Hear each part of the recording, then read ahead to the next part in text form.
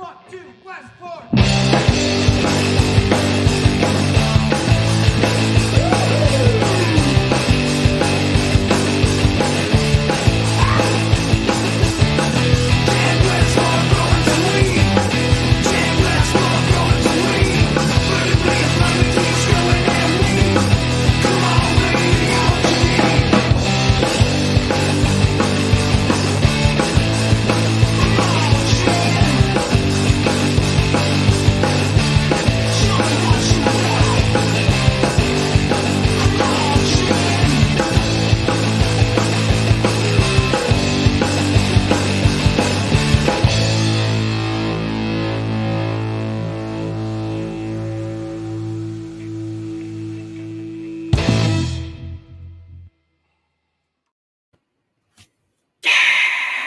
Woo!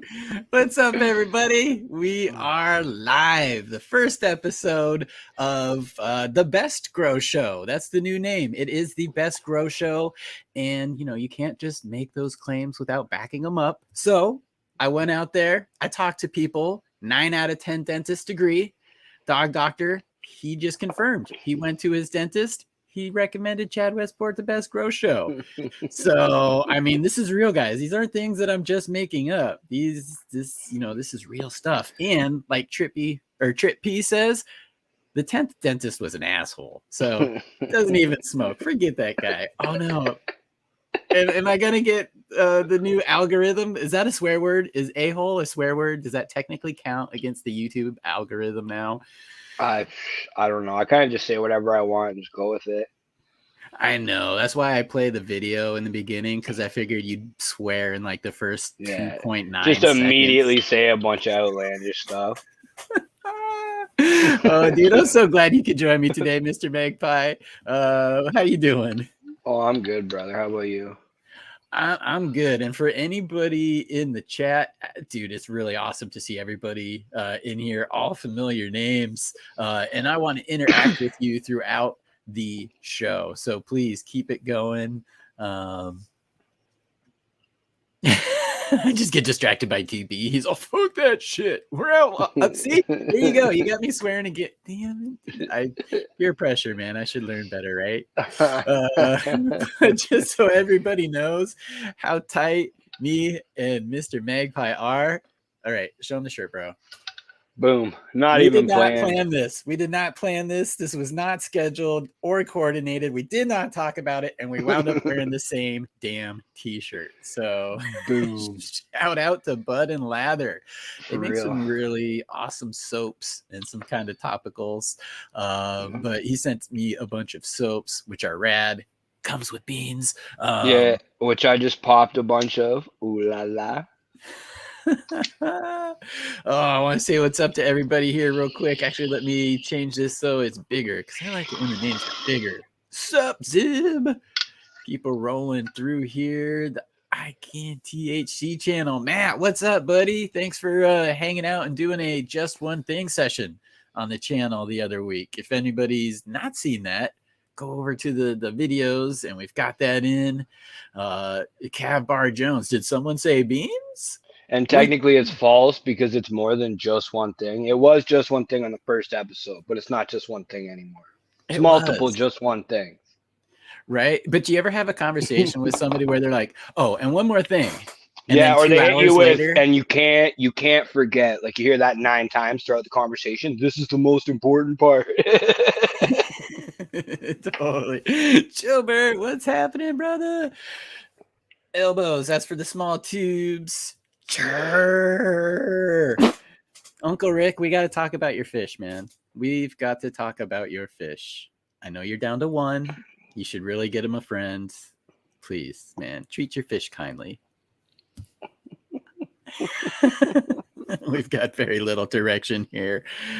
Supreme Grape, what's up? Fill me bowls. Well, no, it's a cool idea. If Rose. you're gonna make it like a community type show, like it makes sense to kind of go through the comments really at first. gross. Who's all there? And Bobby, yeah, you know, a lot of people, Fruit and Gas, Dad's Tent, shout out, dude. A lot of people rolling in. And Laszlo, you know, it's fun because all of these names I see in different chats. You know, we're Yeah. a pretty good community as far as like rolling through and supporting. Yeah, Westport grows some weed. Yes, that song is by Catachronic. And I'll pull their page up here, but Catachronic, you might know Stony Rockefeller, Larry OG, those guys Bro, said, "Hey, the tease for the show was awesome. They're back. That was awesome, bro. I love that. thank you." It's I'm glad that you caught that. And you know, a lot of my jokes are almost generational. Like I honestly think that if you're, you know, like a 20-year-old, you might not understand me as much as like a 40-year-old would. I make Yeah. tons of references like that. I mean, seriously, if you're under 25, have you really watched Poltergeist? Do you really Yeah, very know? few people, yeah.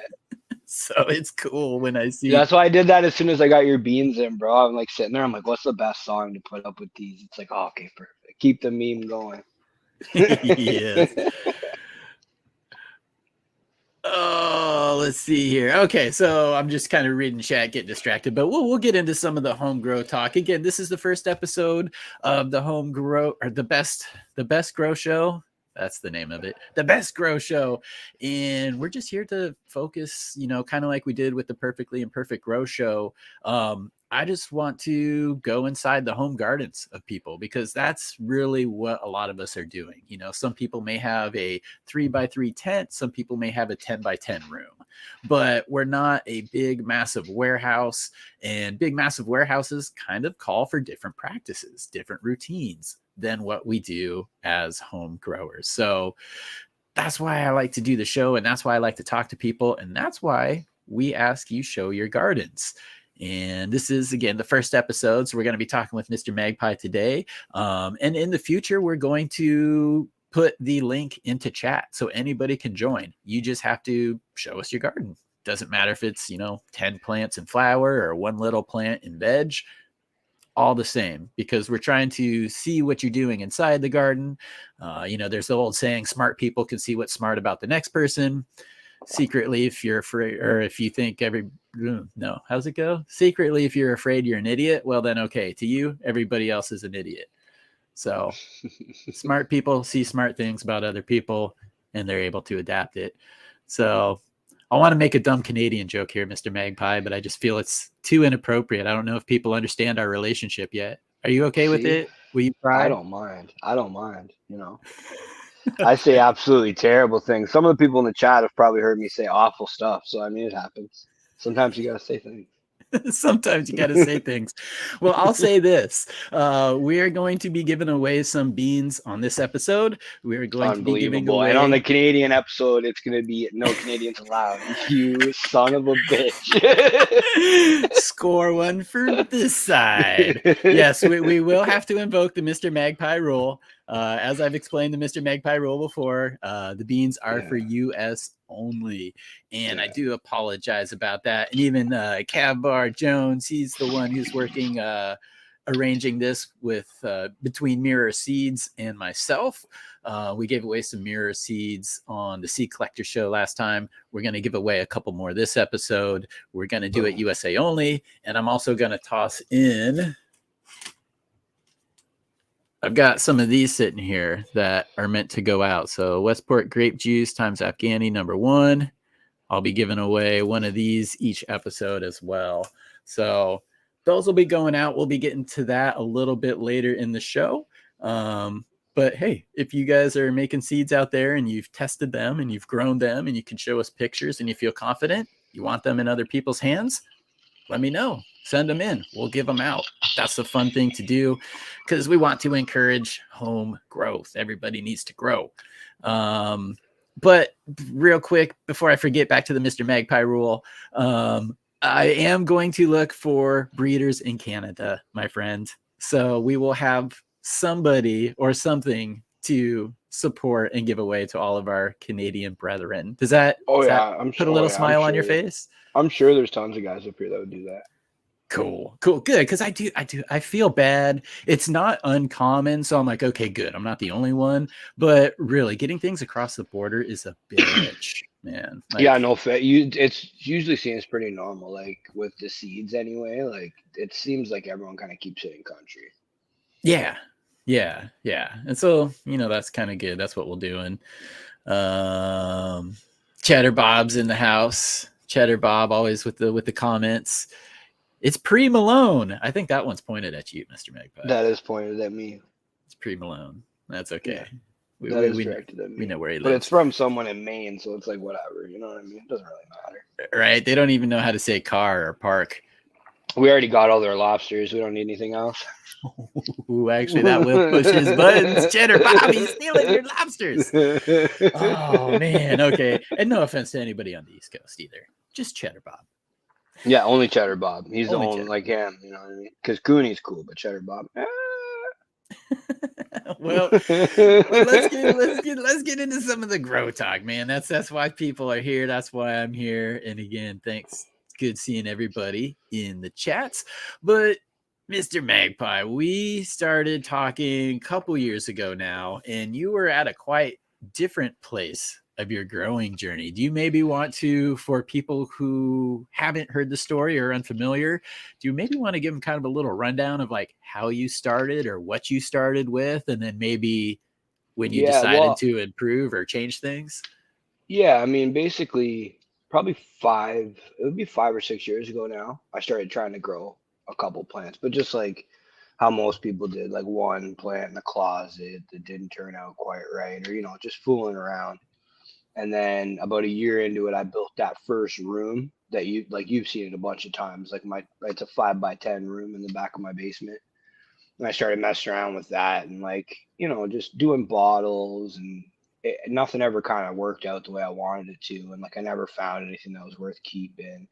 And I was ordering seeds from, all over the place. Like I've grown Crop King seeds before and, all the ones from overseas that, people don't really talk too well about.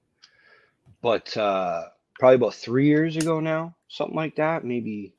Yeah, probably about 3 years ago, I found FCP, like shortly after Peter started putting stuff out, whenever that was. And then I saw you, like that's how I met you. You were on there when you came on and did like, because like the first home grow show wasn't even you. It was like you were the guest almost. The first one with Peter. Yeah. You know what I mean? My And then I training saw, wheels. yeah, and I saw you and you told, you're like, oh, reach out. So I was like, all right, cool. And that's the same way I met Toad. Like I saw Toad's, Mr. Toad's thing where he did his first interview with Peter. And same thing he said. He's like, if you got any questions, just reach out. And I reached out to him, and like he's the one who originally taught me how to buy seeds properly, like what to look for. Okay, like is this from the breeder? Is this Mm-hmm. white label from someone else? I mean, just that kind of stuff. Knowing what genetics you're getting, and then just seeing everyone on that channel, like, because when it first started, like right now, like now, everyone will kind of talk about everything. But when it first started, people were only really pushing organic. It was like, you don't need Yeah. bottles, you don't need bottles, you don't need bottles. And I was like, all right, cool. So I tried that. And like just the first one I did was just simple. It was the Gaia's Green stuff, just, their Mm-hmm. 444 and their bloom and all that stuff. And I started doing cocoa core perlite, adding the little worm castings in, and I was doing that with the bottles. And I basically just switched to doing with the dry amendments, and it worked. So I was like, all right, cool. And then just slowly but surely got into it a little more, and like I'm doing a lot more than that now. But when I was originally growing, like we were allowed to grow 4 plants, and like I'd push it and do like 12 or 16, but kind of real half-ass ugly, like a closet grow. You know what I mean? So nothing ever turned out. And then when I started, just kind of replicating what I saw on the channel and what other people were doing, and things started to work. And then I made it. Me and Toad are tight. And I tell the first time I tested for him, and I ran one of my first big flower rooms. I got PM like so bad, like I just nuked a whole room. And that's how I met a few different people online, like Toad. That's how I got tight with him. He's like, "Well, I'll send you more seeds," and he sent me a shit ton. Met a couple other people like Ganje that sent me flower. tied me over and whatnot. Like it was really great how it worked out. And it's just slowly kind of escalated from there. So like when you first met me, I got some old seeds and I went from growing, like 12 plants to I got a license to grow almost 400. And I popped like 376 seeds or something like that. Like He's not lying. wild. And probably like 280 of them maybe came up.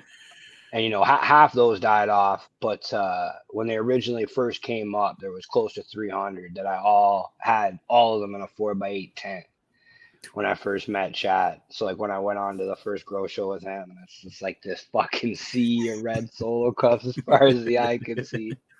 And like it didn't go super well. Like I took some of the ones that I thought were worth it over to a friend's place, and we flowered them out there, and like it definitely wasn't anything special like I let on to believe, but it was neat. You know what I mean? It was fun. But I've slowly gotten to the point now where a lot of plants don't overwhelm me. So like I don't know, like the seeds I just popped, like I popped like 40 seeds, something like that. Which sounds like a lot, but it's not a lot anymore. I grow a lot now. So I got a 20 by 10 flower room now. I got that 5x10 room. I had 2 tents. One of my tents I have to replace, but normally I got 2 4x8 tents. And then I use 1 tent for propagation and small plants, the 5x10 for veg, and then the 20x10 for flower. My 1 extra tent I have dialed in for drying. So like right now I have the Space Cheese BX 1, 2, and 3 from Mr. Toad, probably about 19 plants. And bro, they've been hanging in there for almost 7 weeks. Just hanging. Nice. But it's been 59 or 60 and 57 or 58% humidity the entire time because I have it controlled. So that was a game changer, bro. Having a separate drying and curing space. If anyone has the option, fucking do it. That's a game changer, bro, for running a lot of plants. Because like there is no rush to trim. Trimming doesn't bug me anymore because I just do it at my leisure. I don't have to rush anymore. Right. And that's a huge thing too. I kind of have it. I'm lucky where I'm at. My humidity in my drying area, which is just an extra bathroom, it pretty much hangs at 60% without me doing much. So I've had that 45-day hang in there, and I'm just like, I can't be bothered. The conditions are right. Trust, bro. I'm 2/3 of the way, more than 2/3 of the way through the next run of flower, and that shit's still hanging. It's like, well, I guess I should probably get it down before this next batch is done. I'm looking at the same thing. I just put more in there the other day. I'm like, oh, well, I've got like little over 3 weeks left before I need to get that space clear. So, but I mean, the confidence builds fast though, because I mean, my first room when I probably only had like 30, 35 plants in there flowering, and it just turned into a shit show. But I mean, now I probably got that or better in the flower room. I got, I don't know, 150, 200 plants, seedlings and plants in my bedroom. I got clones everywhere. I mean, I got 2 domes of clones in my kitchen right now just because I ran out of space. Doing fine. What do you think, or what did you learn from that experience with the PM? Like, what do you think it was that maybe contributed I know exactly. that you changed? I know exactly what it was. It was not keeping a proper regiment. So like, you can slack in certain areas, but there's certain areas you can't slack. So I was violating one rule for indoor. I was watering right before lights went out. I'd be like, oh, I'm too tired when I get home. Go to bed and then water these, 15-gallon plants fully saturated. Yeah. And then the lights go off, which is no bueno. And then I wasn't taking humidity serious enough because I'd never had that many plants in a room. So not realizing that like, oh, it's whatever, it's 70% humidity at night. It's fine. It's just one day. And then that turns into, oh, it's fine. It's just been a week. And it don't take long. Like the shit's just there. So if you're not like kind of getting ready for it, and how flower, like essentially how I've realized to do it is like flower is easy if you flower a strong plant. So like if you just keep a rule that you never put a weak plant into flower, like if it takes 3 weeks to be ready for flower, cool. If it takes 3 months, cool. Like when we go in there, like you'll see some clones of my veg that you can see were like really angry at one point and then grew out nice.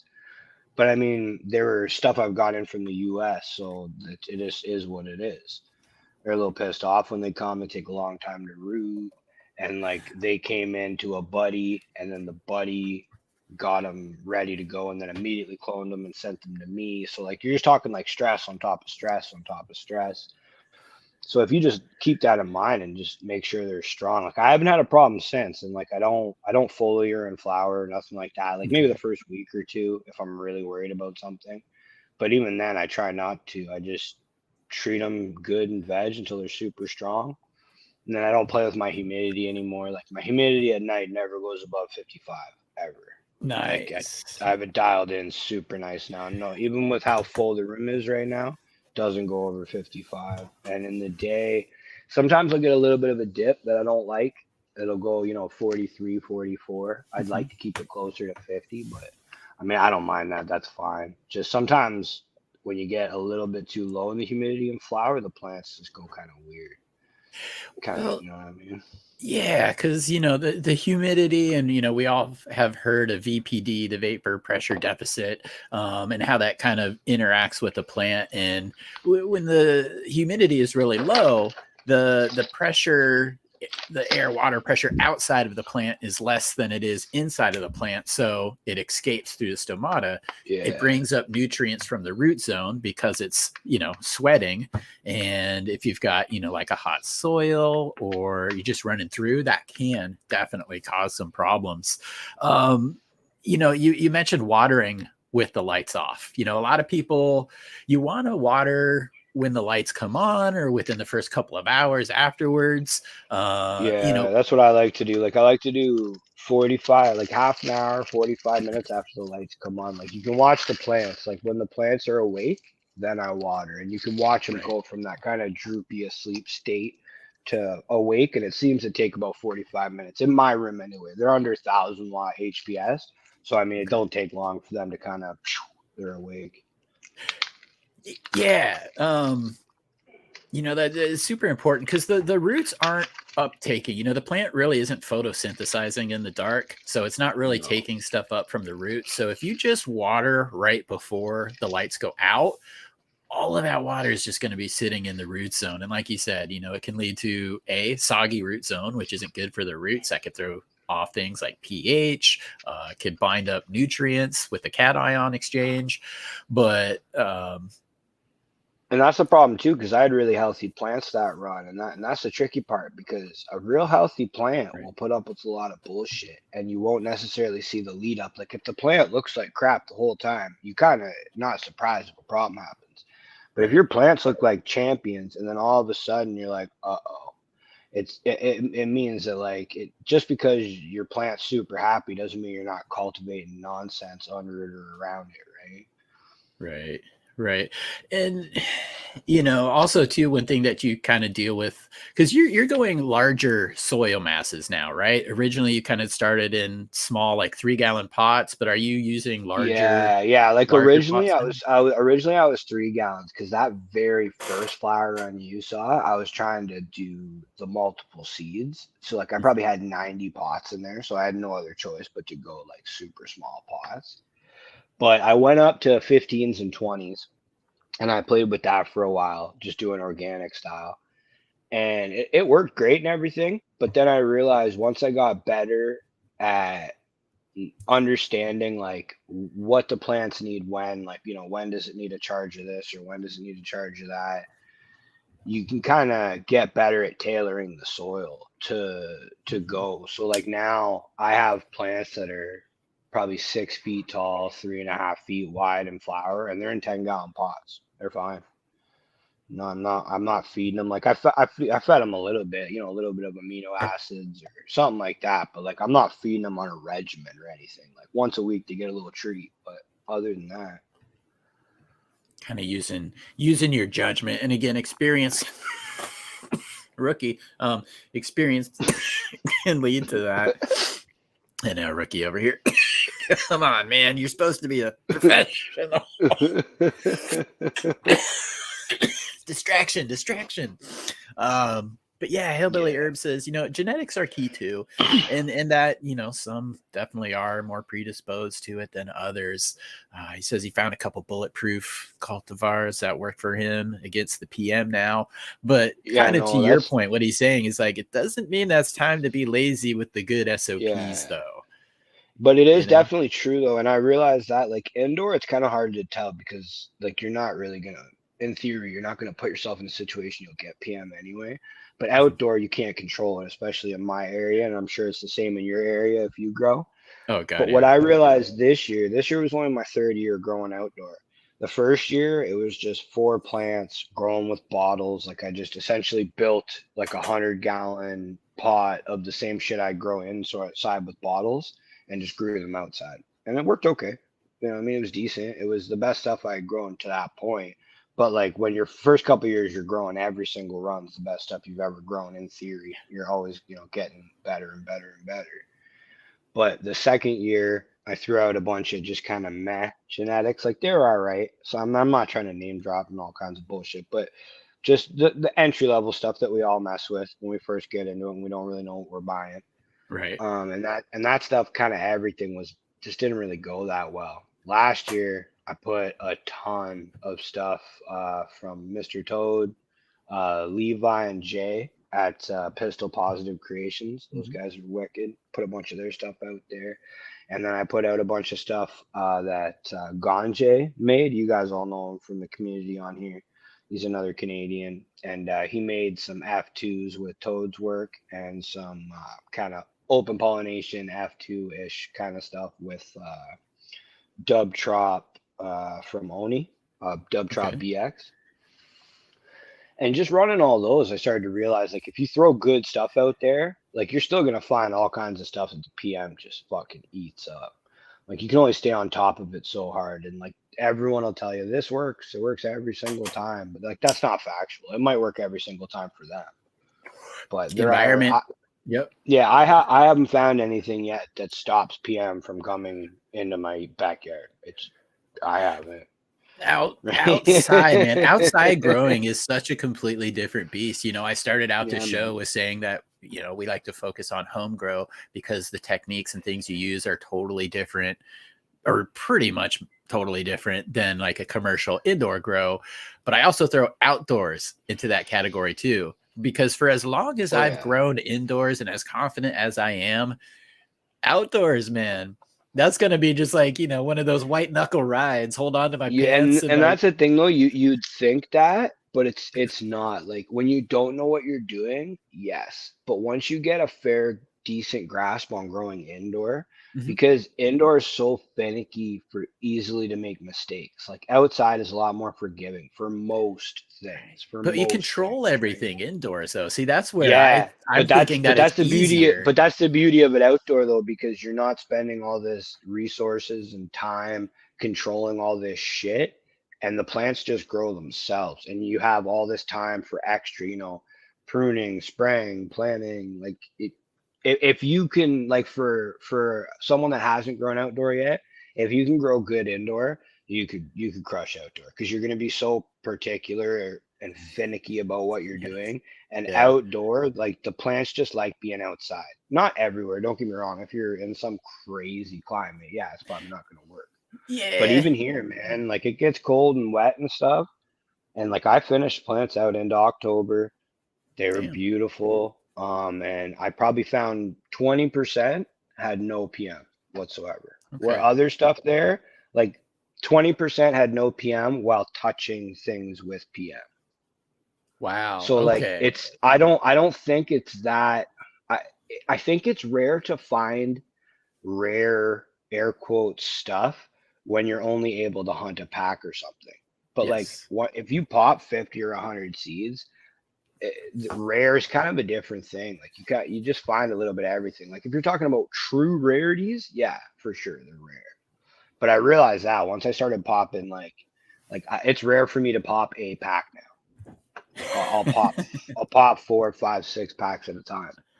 And Yeah. even once you get into that, which is still small numbers when you're talking about plant numbers, like if you compare that to tomatoes or whatever, right? Right. But even when you get into like those bigger numbers where you're getting up towards 100, you can usually find what you want as long as you're not looking for something super unicorny and crazy. If you want something that doesn't get PM, pop 100 seeds, different stuff, put them outside, you'll find one. Right. Might not be Right. exactly what you want, but I mean, you know how to breed, you know how to throw pollen on shit. Like you can figure it out. It's a lot. I'm sure, I'm not trying to downplay how much work it would be, but Yeah. it's definitely all doable. It takes work and it takes time and selection, but you're right. It's definitely doable. You find those ones that, like you said, the 20% that were touching PM infested plants, they didn't get it. Cool. Work with that. Maybe cross it to something else. Test that again. Keep, narrowing that selection down. And But that's you what also, I've realized too, sorry to cut you off, for the PM, bud rot, stuff that doesn't get bud rot for me is harder to find than stuff that doesn't get PM. yeah. Well, It some of seems like that, everything will get bud rot. It seems like if the bud gets wet, like it just is what it is. I haven't found one that like the bud can get rained on and it doesn't get bud rot in it. right.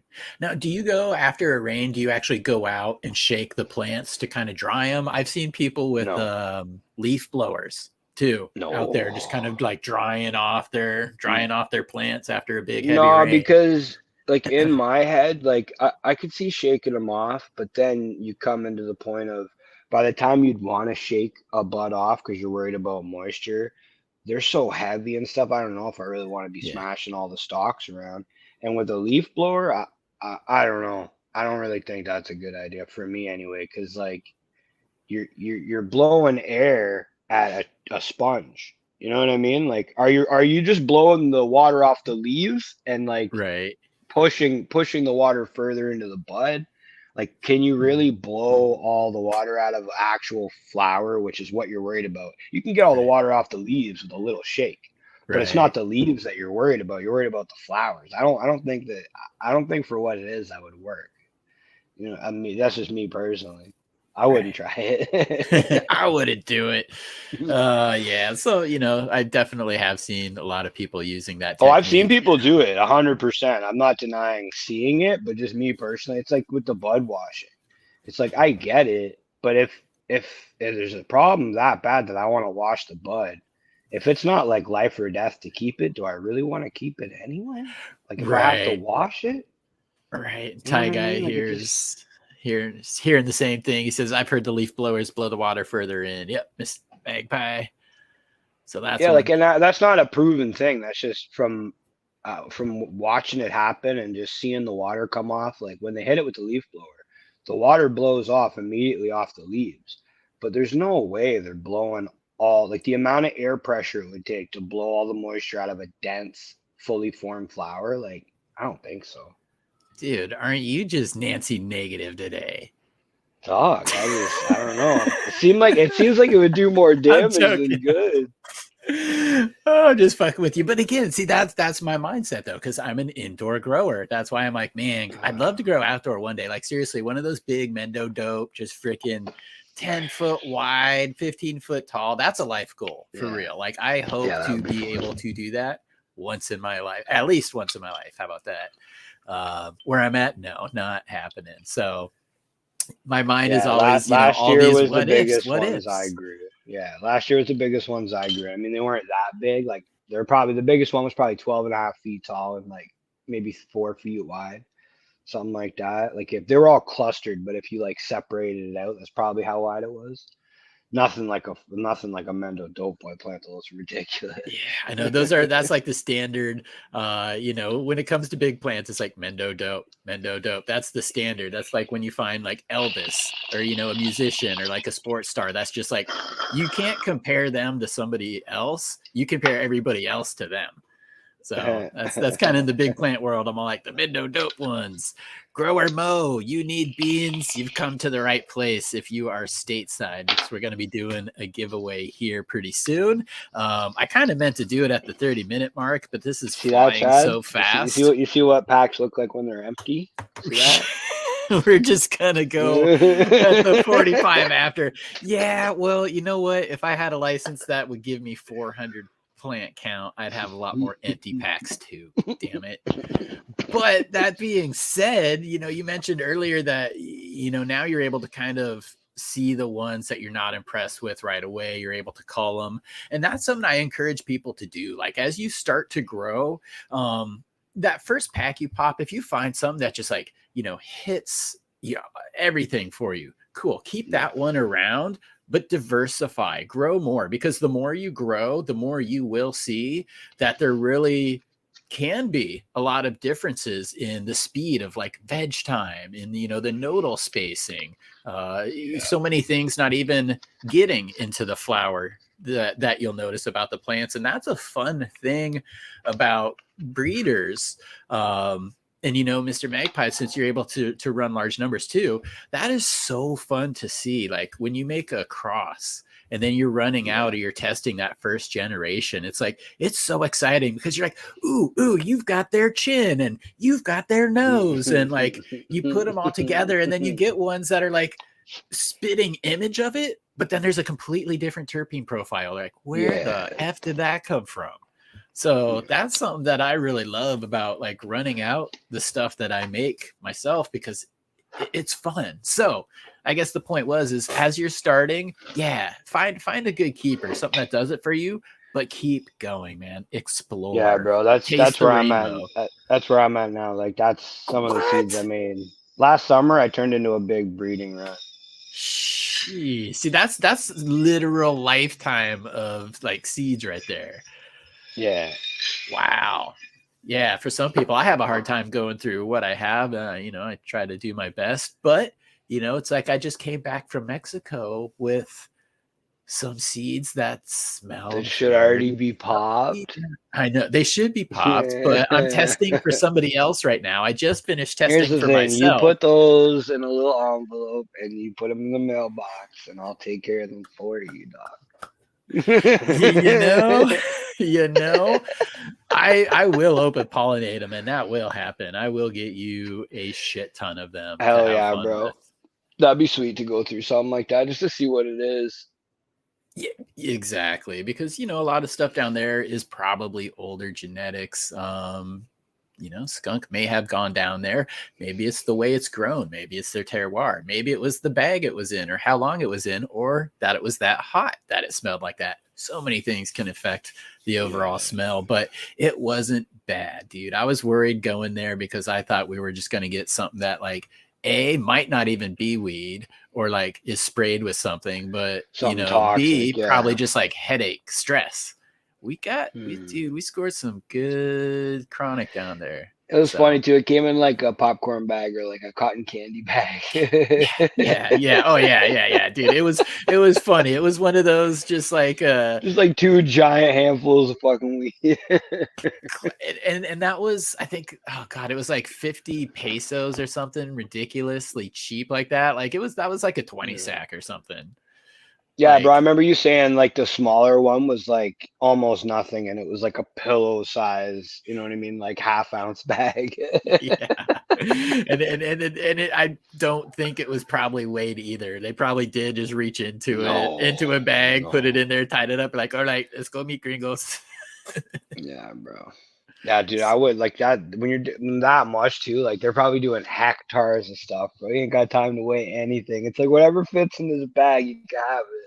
Yeah, and I'm interested to see too, like if any males pop out of it, because if a male pops out of bag seed, which come on guys, the Mexican stuff, it's bag weed with your seed. Like I doubt it would be all like femme stuff. Like there's got to be males in the fields and whatnot. Like, because if it's femme, that means it's a herm in the field, which would have to put out a ton of pollen. But I don't imagine they're checking these plants either, man. They're probably just putting seeds in and then coming back. Yeah, they don't care about males either because there's really no need. But you'd assume if they had a huge herm issue in the crop, they'd just change cultivars, because like that would affect sales. Like you can have some seeds, but I mean, no one wants to smoke corn cob. You know what I'm saying? Right. Yeah, no. And actually, this wasn't bad. I mean, I think I maybe 30 or 40 seeds out of that bag that you saw. So that's that enough could go either way. That could be like one straggler male, or it could just be it could be a few little femmes, right?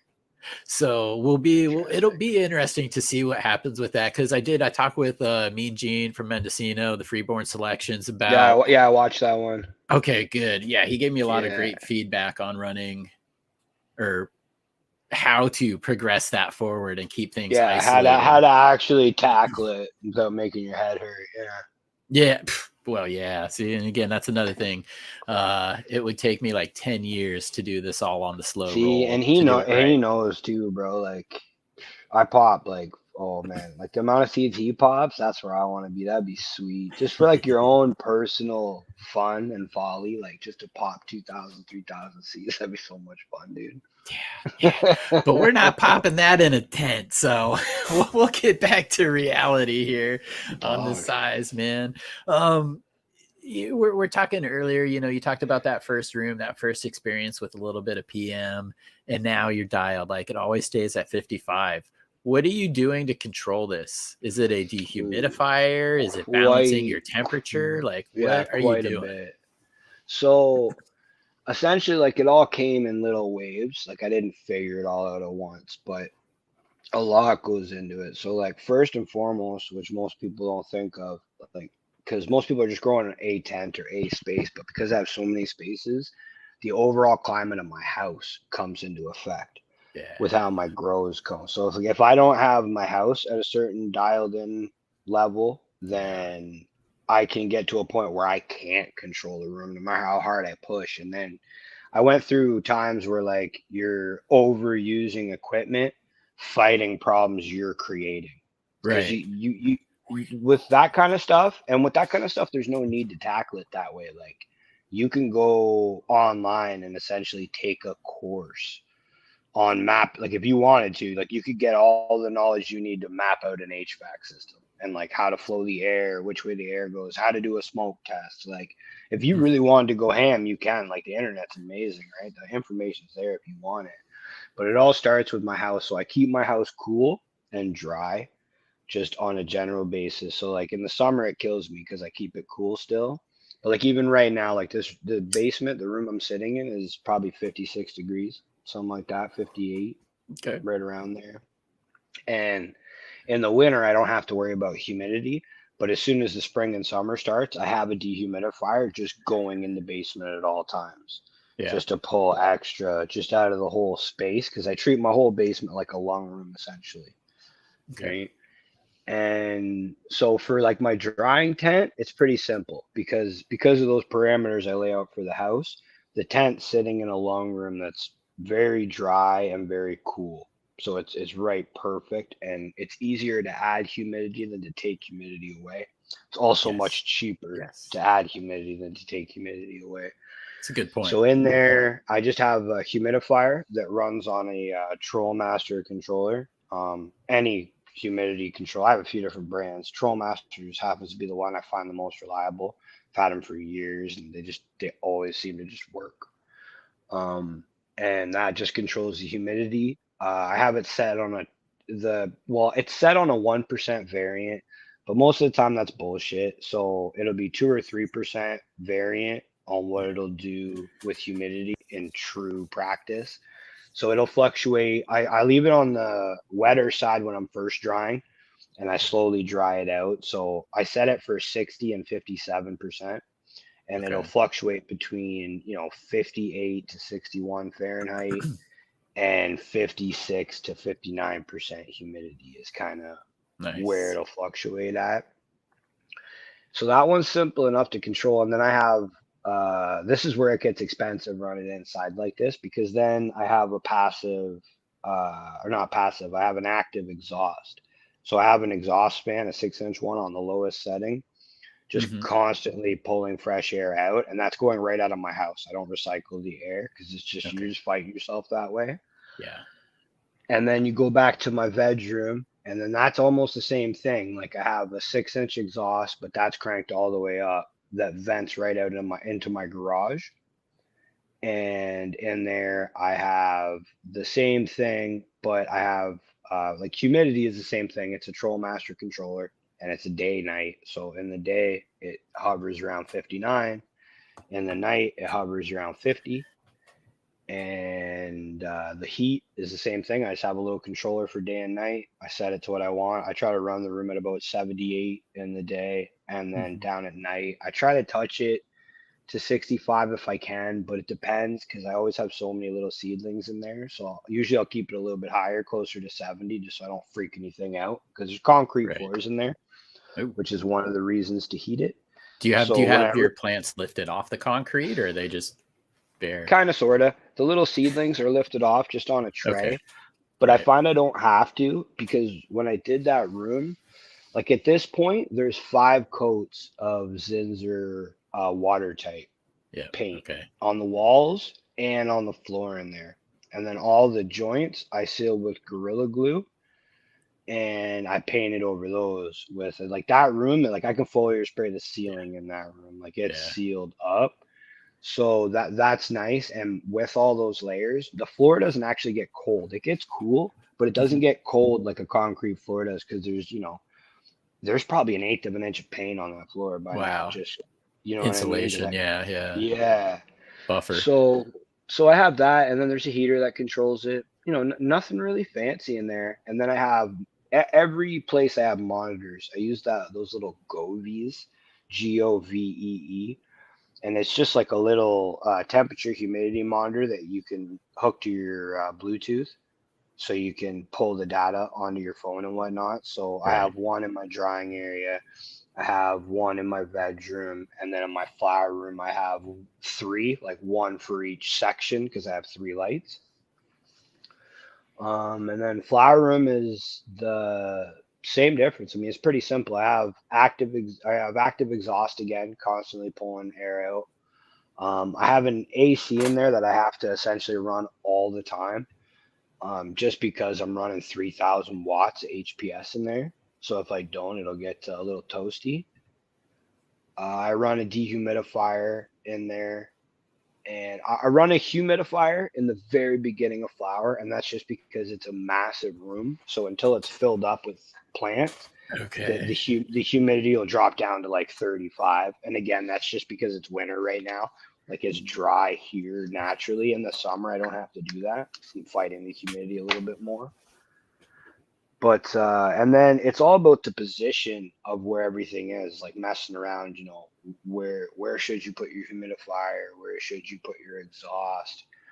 And like I just built a bunch of stands, like I showed you. I built a bunch of metal stands that let me put my exhaust right in the middle of the room, so the air is stirring properly. And you can get most of it from experience, but a lot of it too, like I said, you can look up online. Like there is just certain ways to do HVAC and airflow. Like it just works. Like certain things you can't cheat. You know what I mean? You're not going to make your room so special that you can fight physics. It just is what it is, right? Yeah, no, and that's so important too, because it really is out there. And for a lot of people who, we like to operate sometimes on bro science, even though some bro science is actually real science. I don't mind bro science if it's like you and me chit-chatting, you and me call each other, and I'm like, yo, I realized that I did this 5 times. It's working super good. That's fine. But like bro science, where you're like going online and telling 1,000 people to like do something ridiculous, like the one video you did, it's like, everybody put your weed in this giant shopping bag and then smash it the fuck around. That's what you do. That's how you make the fire. It's like, come on, guys. Freaking ridiculous, man. And we're gonna get to a story about marketing and how everybody loves to believe marketing, because I don't know if you heard, and we'll get into this in a little bit here, but Toad told me earlier. Worked. Yeah. They got sued, and they've been doing a lot of bad things that we didn't. Little greasy. So I'll cover that in a minute, but we'll get to some of your grow as well here. We'll show that off, but to kind of solidify that last point is, that really the best way to control the temperatures and the humidities in your tent is by controlling the lung room. Yeah, the lung room is the first and most important. Yeah, because you'll get little variations, like on the day that you water, it'll be a little more humid in the tent. But if everything else outside is dialed, it's so much easier to overcome that little bit than trying to balance different microclimates in a room or Yeah. even just a room to the house. Like my tent room here, it's always warmer. I love being in here. It's like tropical. Sometimes I go out to the living room to get something from the kitchen. I'm like, oh, it's a little chilly, but I've got this room dialed into where it needs to be. That said, though, you talked about dehumidifier, and I do have a big one because I used to do a garage grow as well, and that's when I bought it. Yeah. It works perfectly in here, but for like the little tents, and I don't know if anybody's done this or has a thing, I was getting that humidity spike, you know, when you close the tent up. And I'm like, okay, well, I'm just going to add like an extra little dehumidifier in there.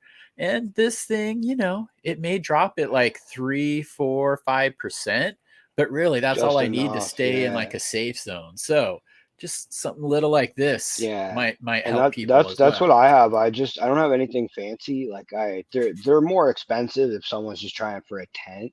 But like the ones I have are the air care ones. So the ones you get, they're, I don't know, what would it be in US? Like $130 maybe US. Mhm. And it's meant for a whole house. And that's air quotes because like they don't actually do a whole house. But one of them does my entire flower room, and I just have it on the constant feed. So I have a little water safe garden hose, and not because I'm going to Nice. drink the water, but the water safe hoses Yeah. are meant to have water in them constantly. A regular garden hose with water left in it will start to corrode over time with all the hard stuff in the water, I find.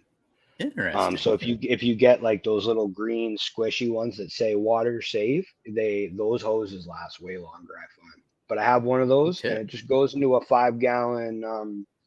They're like the blue 5 gallon drink things. They're like a blue barrel, and you screw the thing on. They have a little white tap to take water Yep, or yep, yep, whatever yep. out of. I know what you're talking I just about. bought a few of those off Amazon, and I just have the hose Nice. runs into it, and then I change that every day, and I use that water to fill up my humidifiers in the veg spaces, so I'm not wasting as much water. Like I don't feed it back to my plants, just that's just because I don't know what the hell's in it, but I just put it right back into the humidifier, so it works out nice. Right. No, it's good. Good thinking too. Because my big one, it'll collect. I think it's 5 gallon or 3 gallon, uh, and then it just goes off, and I empty it. There is an option to run a hose out of the back into something, but I position it in different places. Yeah, So that's the thing. You just got to be careful with that though. Like for anybody else doing it that doesn't know, it will not shut off. If you have it on constant feed, it doesn't care if ooh, the bucket's full. wow, So yeah, like you need to have a catch. Like my one, it just sits on the floor because I change it twice a day religiously. But if I can't come back, like if I'm gonna go away, I'll take that whole thing, I'll put it in a little garbage can tote, and I'll leave it like that. Because then if it overflows, it's not gonna overflow on my floor. But if you have the dehumidifiers on constant dehumidify, there is no shut off anymore. They just go and go and go and go. So that's something to that keep in mind. I learned that the hard way. That's why I know just another that. awesome way you two can flood your grow room. Yeah, So, yeah. you know, You want to know how to fuck up some laminate floors?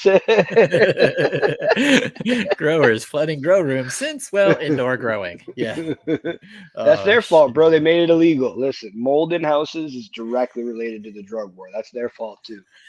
They invented black mold. Yeah, it's the war on cannabis. We're gonna destroy it, man. No. They probably put lead paint in there too. Oh Oh god, it's like all shit. the apartments I lived in Seattle. You always have to sign a waiver. Lead It's paint, like black mold. do Both not will lick kill the you. paint. Yeah, literally. Don't lick it. Oh shit. Let's give away some beans here real quick. Do it. We're going to I'm gonna look at chat. I haven't looked at chat this whole time. yeah, pull up chat, get chat up. And since I don't have the graphic yet for Mirror Seeds, I need to go into my IG and download that. Cabar sent it to me because they've got a little menu. We'll let you pick which one you want. So because I don't have that queued up, we'll go ahead and we'll give away 1 pack of the Westport Grape Juice times Afghani #1. These have been getting tested and good feedback so far, but I still say they're in testing. So we'll send you out a 10 pack of those. They're regular photo periods. I You don't have any of do. those. Yes, we're invoking the Mr. Magpie. Mr. Magpie rule. Sorry, Canada. It's his fault. So if you got problems, just type in the chat. It's all. Listen, it was named after me, but it has nothing to do with me. All right. I support Canadian-US relations, unlike this guy. This guy right here. I'm going to deflect with an actual question of what we were talking about. Jason asked, doesn't dehumidifiers have floats that shut off the machine when it hits a level? Yes, that is how mine works. Yeah. Just a little float valve comes up, stops it. But so, you were saying I can show you override it? Yeah, I can show you on the bigger one. So bigger dehumidifiers that do a whole house, like that say a whole house on the blocks, they have a spigot on the back where you can literally screw on a garden hose. But you don't have to use it. This guy's fault. What? No Canada? Mr. Magpie rule. Yeah, so like even the big ones, it came with like essentially a giant bucket that the dehumidifier will sit. And there are levers in here that'll work like flow. The only issue with this is I didn't want a big open bucket of water because then you have to take the dehumidifier out, set it down somewhere, go empty that bucket, all that. So I just put a hose in it and just have it drain because I pull. And right now, like I'm in day 40 something of flower, and I'm pulling more than 5 gallons of water out of the air. Wow. So like just overnight, I'll pull a full, damn near full, like 4.5 gallons of water just out of the air in 12 hours. Yeah, these things are impressive. It's lately it's been about a day and a half, sometimes a day when I have to fill or empty it. And again, always, because it's helping with my drying room, I always check it before I go to bed. Because if you don't, and it stops like an hour after you go to sleep. That's the first and last thing I do. Like the first thing I do when I get home from work after I shower and everything, I check all the humidifiers and dehumidifiers. And the last thing I do before I leave for work in the morning is do the exact same thing. Yeah. So that's just another little helpful tip there just to keep everything going. So, okay. So this is going to be US only. Again, it's for a 10-pack of the Westport. Everyone's going to have to say my name. This is going to be times super Afghani #1. Yeah. Like so to enter in chat, just type in Magpie. Guatemala only, no US, no Canada, Guatemala only. Don't listen to this guy. Don't listen to this guy. Just type in Magpie. That's how you enter. And I will get these shipped out next week. And I am notoriously slow shipping things. I know it. And I tell people it, and I am still slow. But I will get a hold of you with tracking every time anything ever goes out, because it's always nice to know when to expect it if you're searching the mailbox. So, yep, you type it in there, and just Magpie. I see 0G Genetics here. You type Mr. Magpie. Good and respectful man, and that's how I address him. But go ahead and just retype it as Magpie, and then this little tool will... We'll actually pick up your comment. Yeah. There we go. He's got it in. It's picked up. All right. Well, here I can. I'll do this.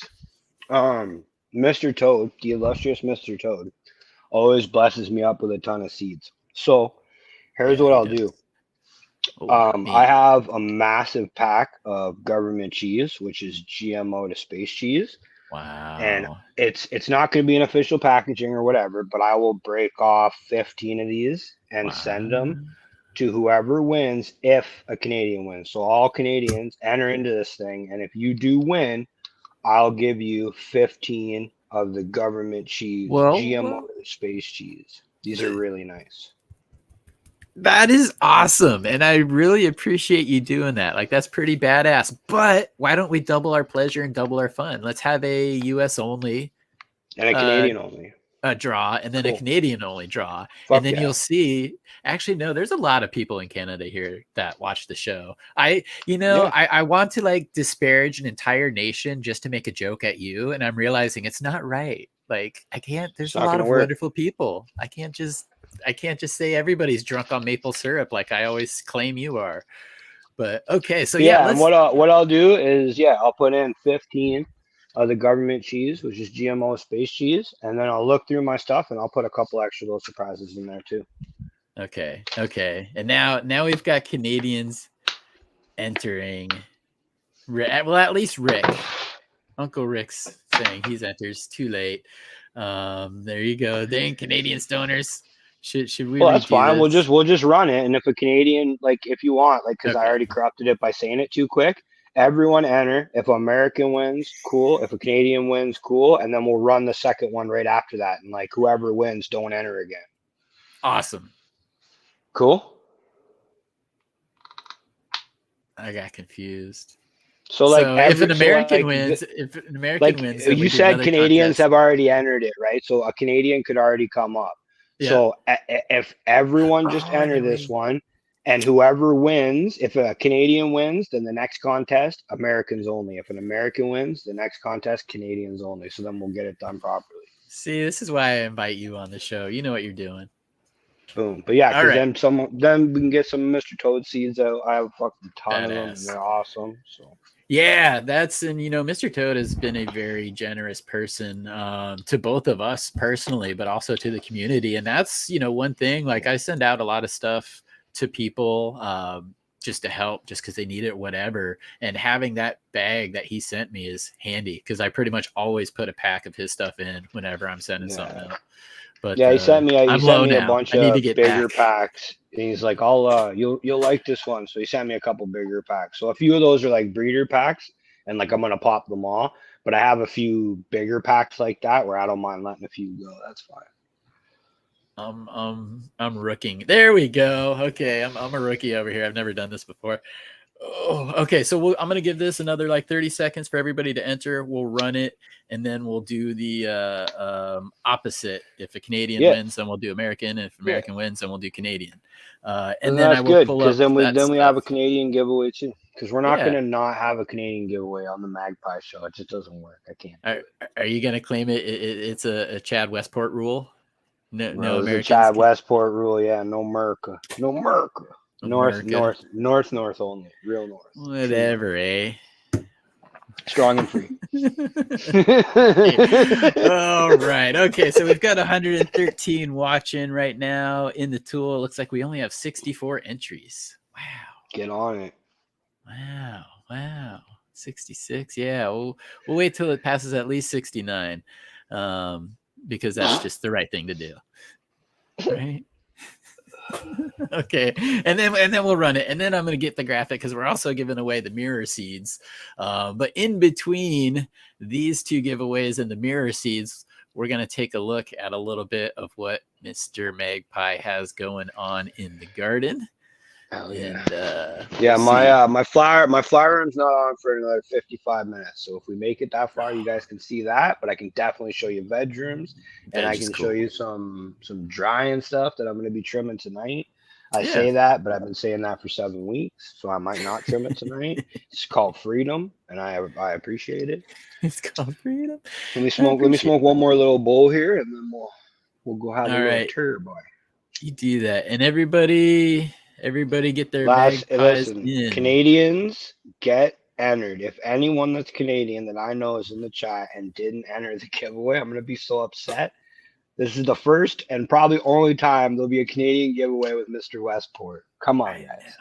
But now we still need to figure out what to do with friends like our High on Homegrow crew, because and Firefly UK, they are not North American. Yeah. So we'll have to find the issue. Like it's not even it's not hard to ship over there. It's just like it costs more than the pack of seeds to do it.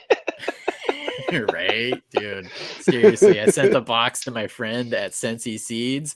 It was like $63 was the minimum entry price for shipping anything. I was like, are you kidding me? But I found out that they do actually have a ground option to Europe. How? That's what I said. What are they driving under the water like the Magic School Bus? Like, how do they drive it? I don't know, dude. Maybe they mean boats, like maybe that ground, like because the water is on the ground, like that's the trick. Dude, can you imagine one of those duck boats where you can like drive it and then boat in it too? Can you imagine one of those like on the high seas, just fucking crossing over in the middle of it? Yeah, man, we had a big Okay, all right. It's all fun and games until the Somali pirates show up, Doug. Ask Tom Hanks. I Huh? All right, am let's the do this. captain Let's do now. this. Let's give away this pack of beans. Let's find out where it's going. Okay, here we go. Here's the draw. 3, 2, 1. Draw. And the winner is You Don't Grow. You And Don't then whoever that is, Grow. tell us what country you're in. Whoever. Yes, congratulations in chat. Please let us know if you are in the US or if you are in Canada. And then we'll run the second giveaway here, but we'll leave that up there for you. You Don't Grow. Hopefully we see you soon. Yes, I know, Seeker, doesn't it? You're like, it's pausing. It's like that Wheel of Fortune thing where it just hits the, oh, no whammies. You're like, son of a, I didn't enter this time, which is good. What you entered your Don't own Grow, giveaway? USA, USA, USA. All right, so congratulations. You can hit me up on Instagram if possible. I have my Instagram and notes and stuff, or contact stuff, all in the show description, show notes. We also have Instagram for Mr. Magpie down there, so definitely check his stuff out. Give him a follow. If you can't tell, he's already hilarious with it. But once you see the garden too, you'll be like, "Damn, yeah, I want updates from this." I'm not just silly. I actually fucking throw down too. Yeah, actually throw down. Yes, you know. Oh shit. Okay, so You Don't Grow USA. Hit me up. Let me go over. I'm gonna change the StreamYard tool. Go back. I'm gonna change. Mr. Magpie, since this one is your contest, what word should I enter here for them to I think the word is going to be Gandalf, I believe. I'm pretty sure what it's going to be. What a jerk. What a jerk. All right, so everybody, the word to type in is Gandalf. And I wish, so I'm using, because again, this is the first show that we're doing. I'm using the free version of StreamYard right now. I need to pay and get it, but I can't upload photos. Otherwise, I would upload that photo that I sent you the other day. Hemp with Gigi made a bunch of remixes for me. And there's one promo pic where it's just freaking majestic. Locks and Loins. It's gonna be, yep. That's yeah, gonna you be sent it to me. It's the one where you look like a Elvish warrior. Yeah, yes. You sent it to me, bro. I saved that shit on my phone, dog. I have that eternally, bro. That's mine now.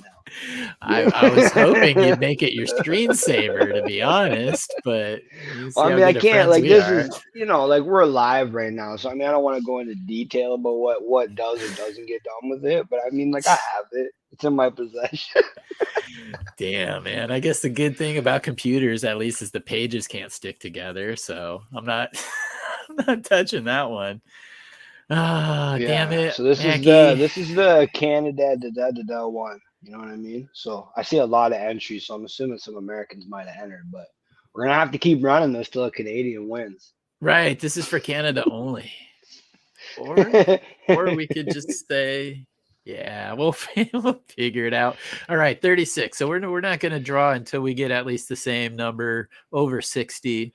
I don't know if there'll be that many Canadians, will there? Oh, that's true. That's right. Canada Army in there. I don't know. That's why it's so easy for us to defeat you guys and keep you in your spot, because bro, you wish. There's only a few. We got all this. We got all this free space up here, and you guys can't even have it. We come over there and we steal shit, lobsters, moose, whatever. Dude, try flying the balloon. See how well that goes. Okay. Bruh, that was nothing, man. We let the Chinese take those over there, and then they give us all kinds of free stuff, like cool stuff. You know what I mean? Like all the dollar store goodies, all kinds of Amazon credits.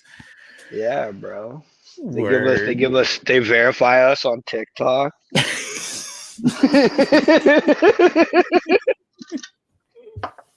You're horrible. Horrible. All right. So GMO times space cheese. That's what we've got coming I'll give you here. 15 seeds of the GMO times space cheese. And I'll put some extra goodies in there because I have a shit ton of seeds. Nice. All right. We'll get that going. Canadian only, though. So Canadians got to win. Yep. Canadians got to win. We're doing it the other way. Yep. See, we Being nerd anti-America. just nailed why we talk crap about Canadians, because you have the poutine and we don't, and that's just there we go. That's enough to fight over. So, yep. All right. Do you? Listen, the key is cheese curd. And the fact that Drake makes all the gravy in giant 10,000 gallon batches. Drake himself. Justin Bieber came from there. Don't even like Drake is nullified.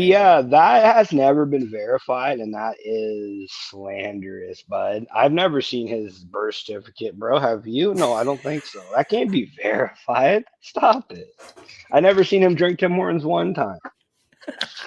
All right, well, Celine Dion. This is right here. What's getting milled up, ground up, depending on who you're talking to, is space cheese, the number 2 genotype, and it is probably the best we have ever grown or smoked, and it's the current reigning champ in my house.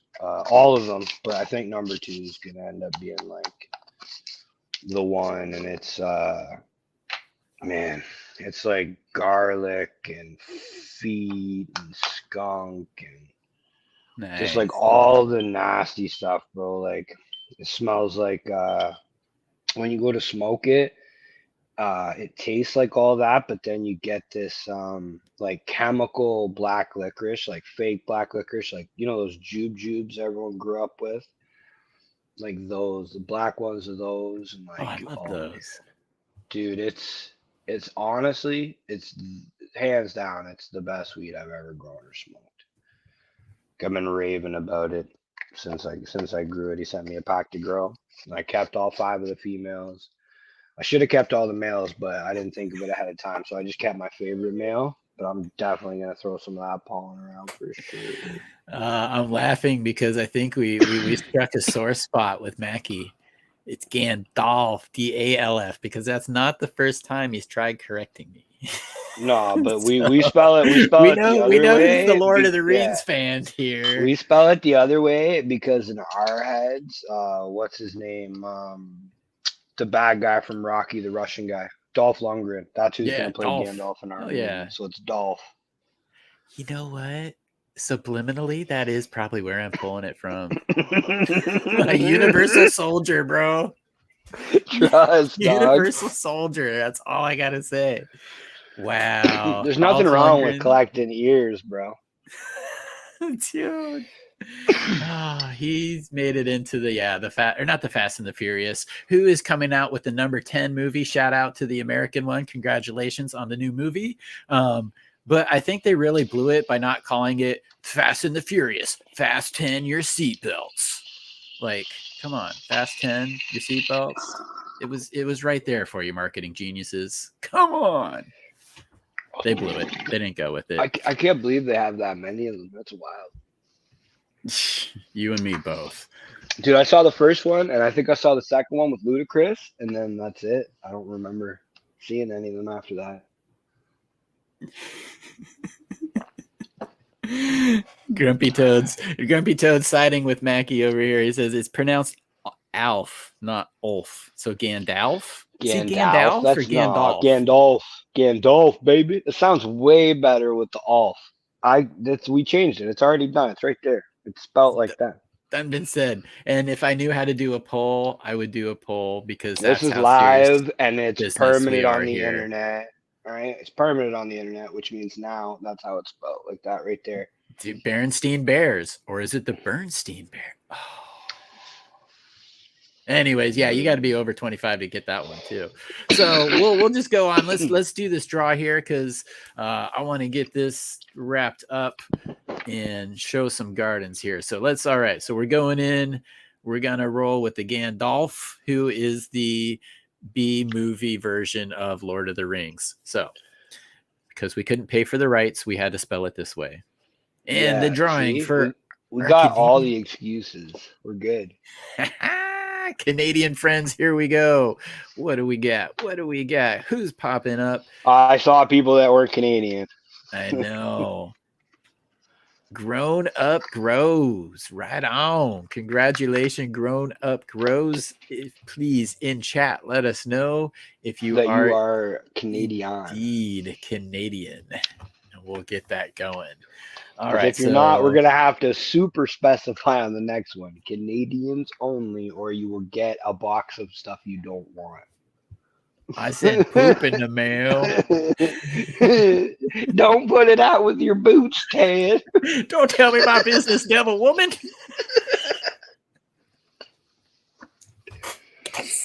Oh, Anybody in chat know that movie? Feel free to type it in.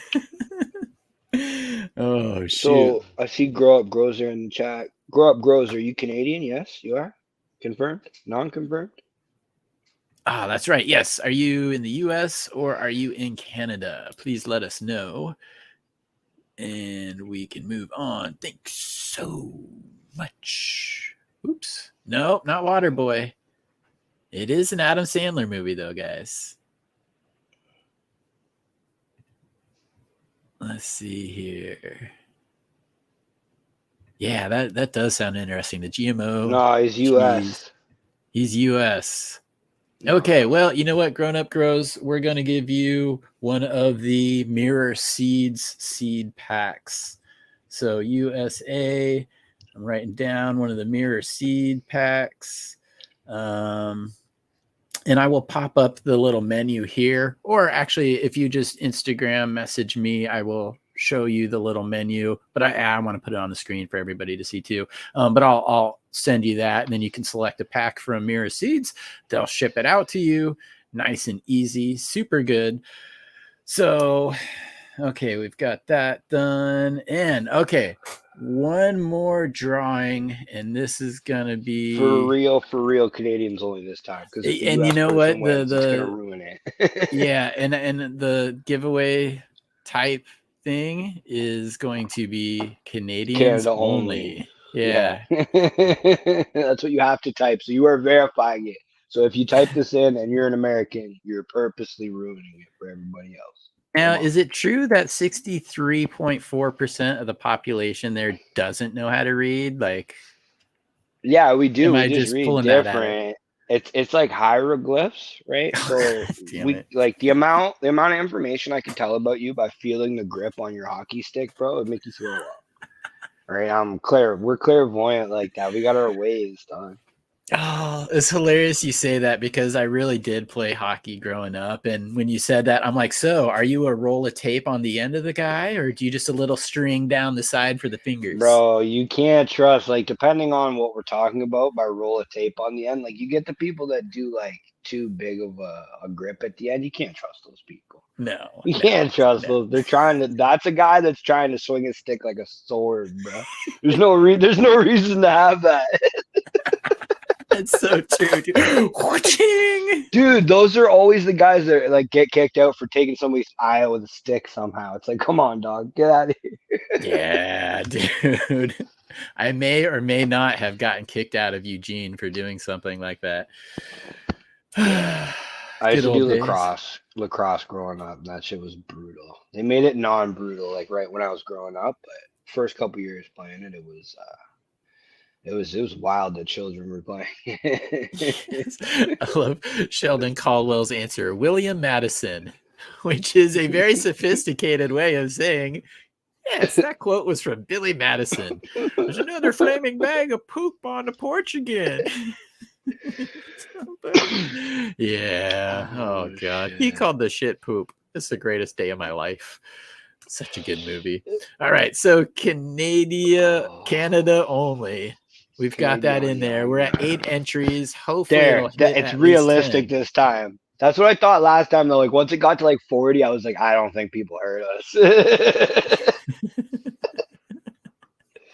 Because like when I talk in the chat, there's like a distinct handful of people that say, you know, what up, Canada, and it's not a big number of people. Yeah, we know. We got Let's Be Buds. He's up there.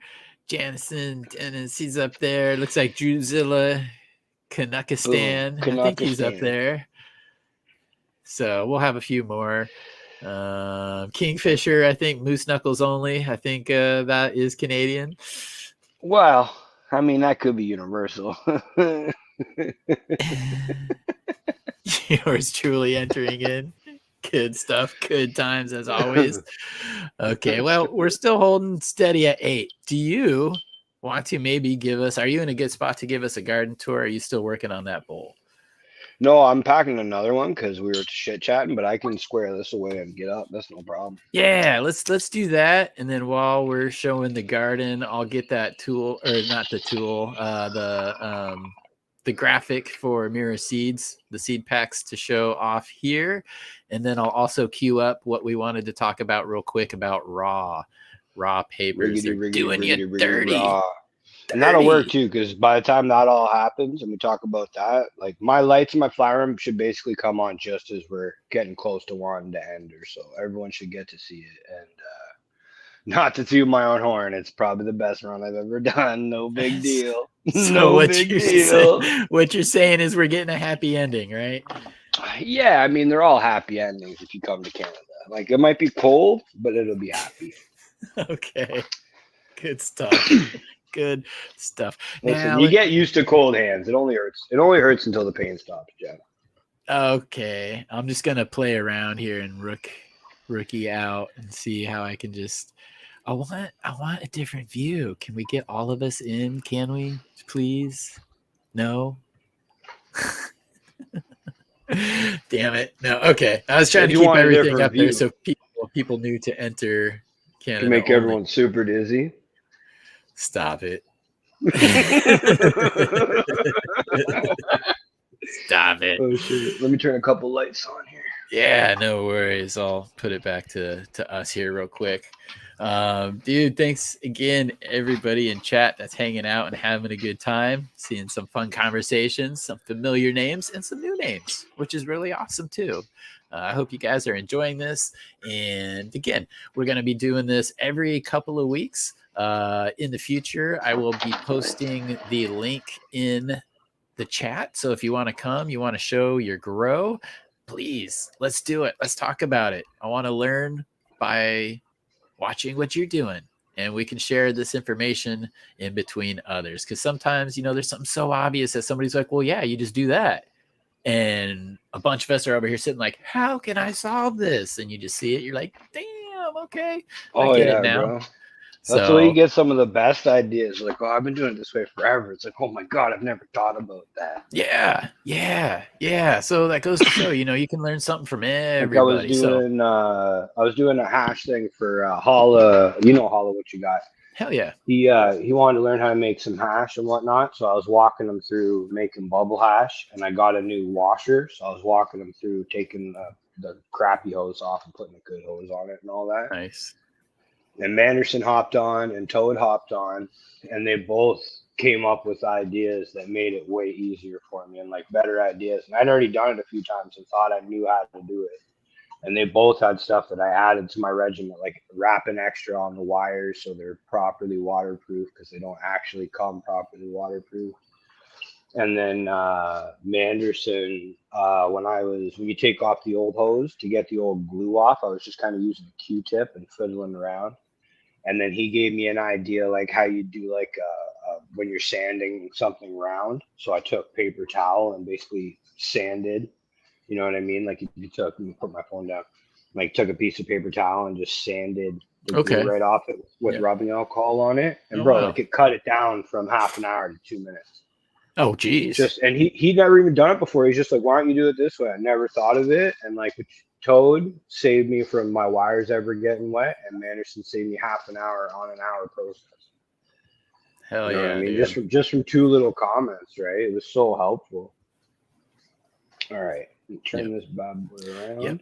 Oh, and Ned Denver is asking here, the raw comment says raw genetics or raw papers? Definitely raw papers. Yeah, nothing about the genetics at all. Actually, on the FCPO2 did an interview with Brad from Raw Genetics.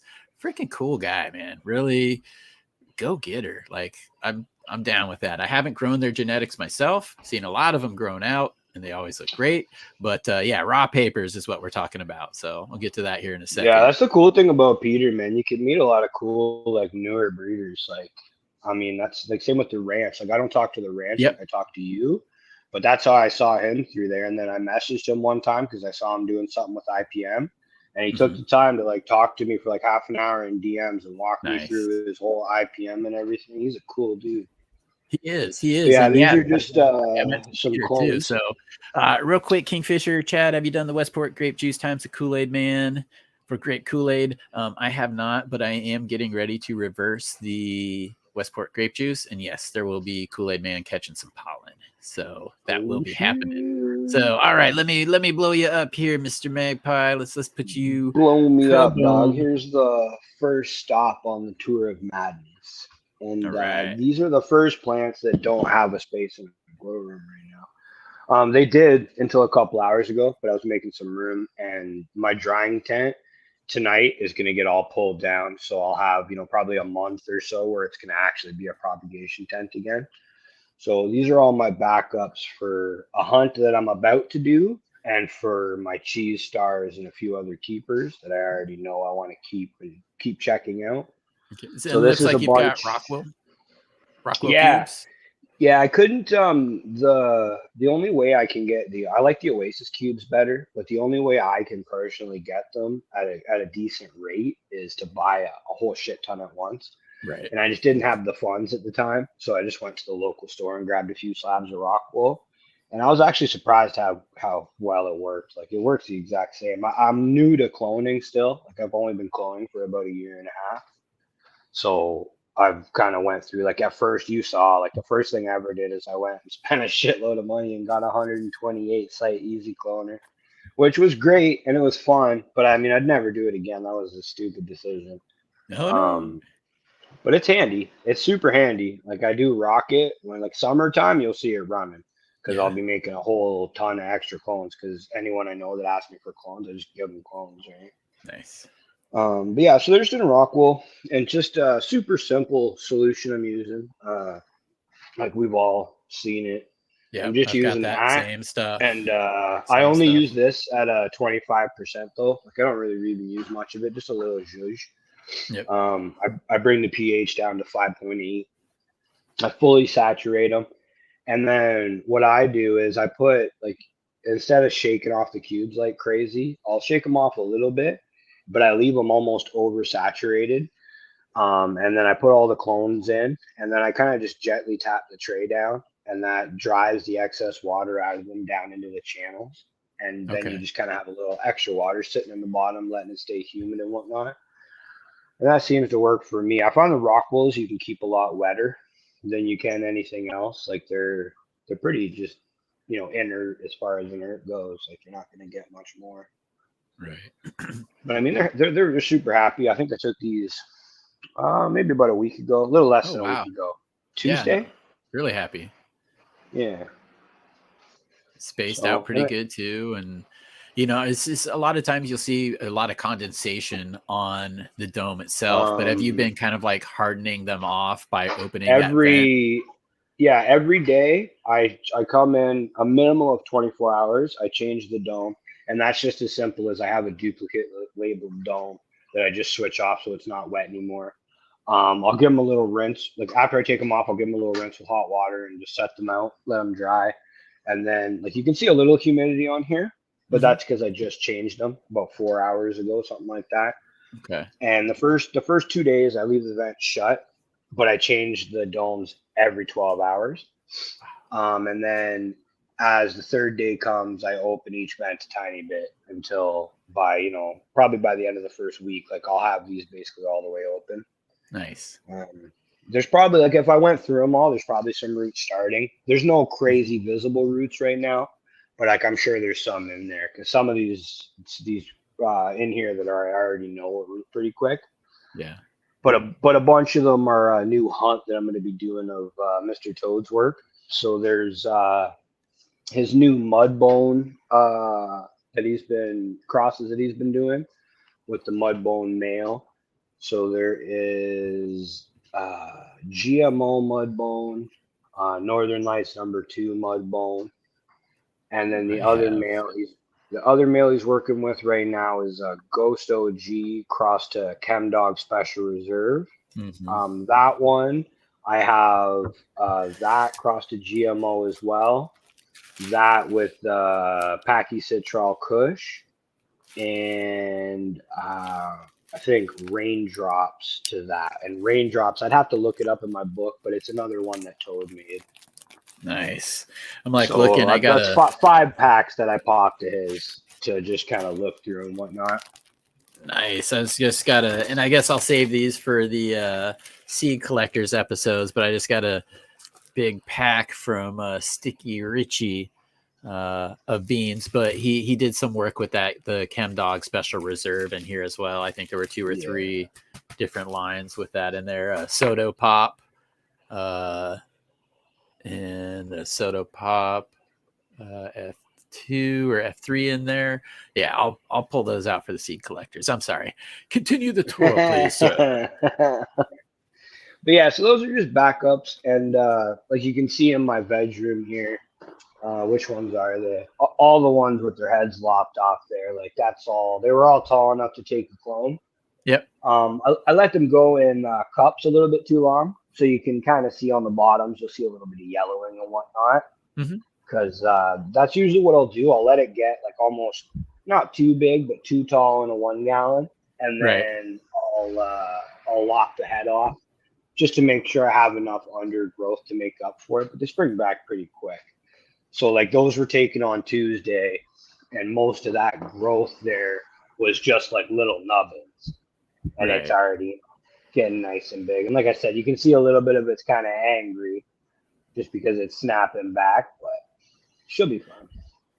Yeah, it's amazing how resilient this plant really is. Like I went in, and if I can actually get my camera to reach over there, I'll show you. But I went in and I just like super defoliated those plants that I'm using for the reversal last night, just like ruthless. But having done it many times and done it commercially, dude, you could be ruthless to the plant. Like it was beat up. The tops were like hanging over because I'm reaching in, I'm pulling stuff. They're just like hanging over. I'm like, and I'm like, when I come back in the morning, they're all going to be standing up straight again. Like super resilient plant. Yeah, and these ones here, all the ones, there's 12 here that haven't been topped. Those are the lemon degreaser testers you and I are running. Nice. I haven't topped mine yet. They could use topping right now, but I usually find mine are in 1 gallons. And if I keep them in there for like a month, little more, usually about 8th or 9th it's just 1 or 2 pre-flower. Yeah, it's like one. That's what. Yeah, and it's just 1 or 2 little plants I'm waiting for. Yeah. And so it's like I like to let them on again because I haven't run these before, so I don't know if they're male or female. I like to get that little sign of a pre-flower, and then I'll top it, and then I'll transplant it. Yeah, exactly. Like how I'm doing it is I'm gonna take a clone from everything and I keep everything until I know what I like, just because I have the space, so I can keep the males. Right. So like I'm not worried about sexing them. Yeah, no, exactly. Like if I was trying to limit them, then I do the exact same thing you're doing. But all I'm waiting for is just for the small ones to get another little note or 2, and then I'll take the heads off everything like I did to all those ones. And then I'm getting pretty good with success rate on cloning. So usually I can get them all to root. And then in theory, if they do, then those that stuff will all go in the next round of flower. Like there's probably, I don't know, 60 plants there, something like that. So, but a bunch of those will be male. Those won't go into flower. Right. I'll just hold the males back till I see what the flower's like. If I don't like the females, I'm not going to mess with the males. Yeah. Oh, yeah, and absolutely. what are those? What are those, buddy?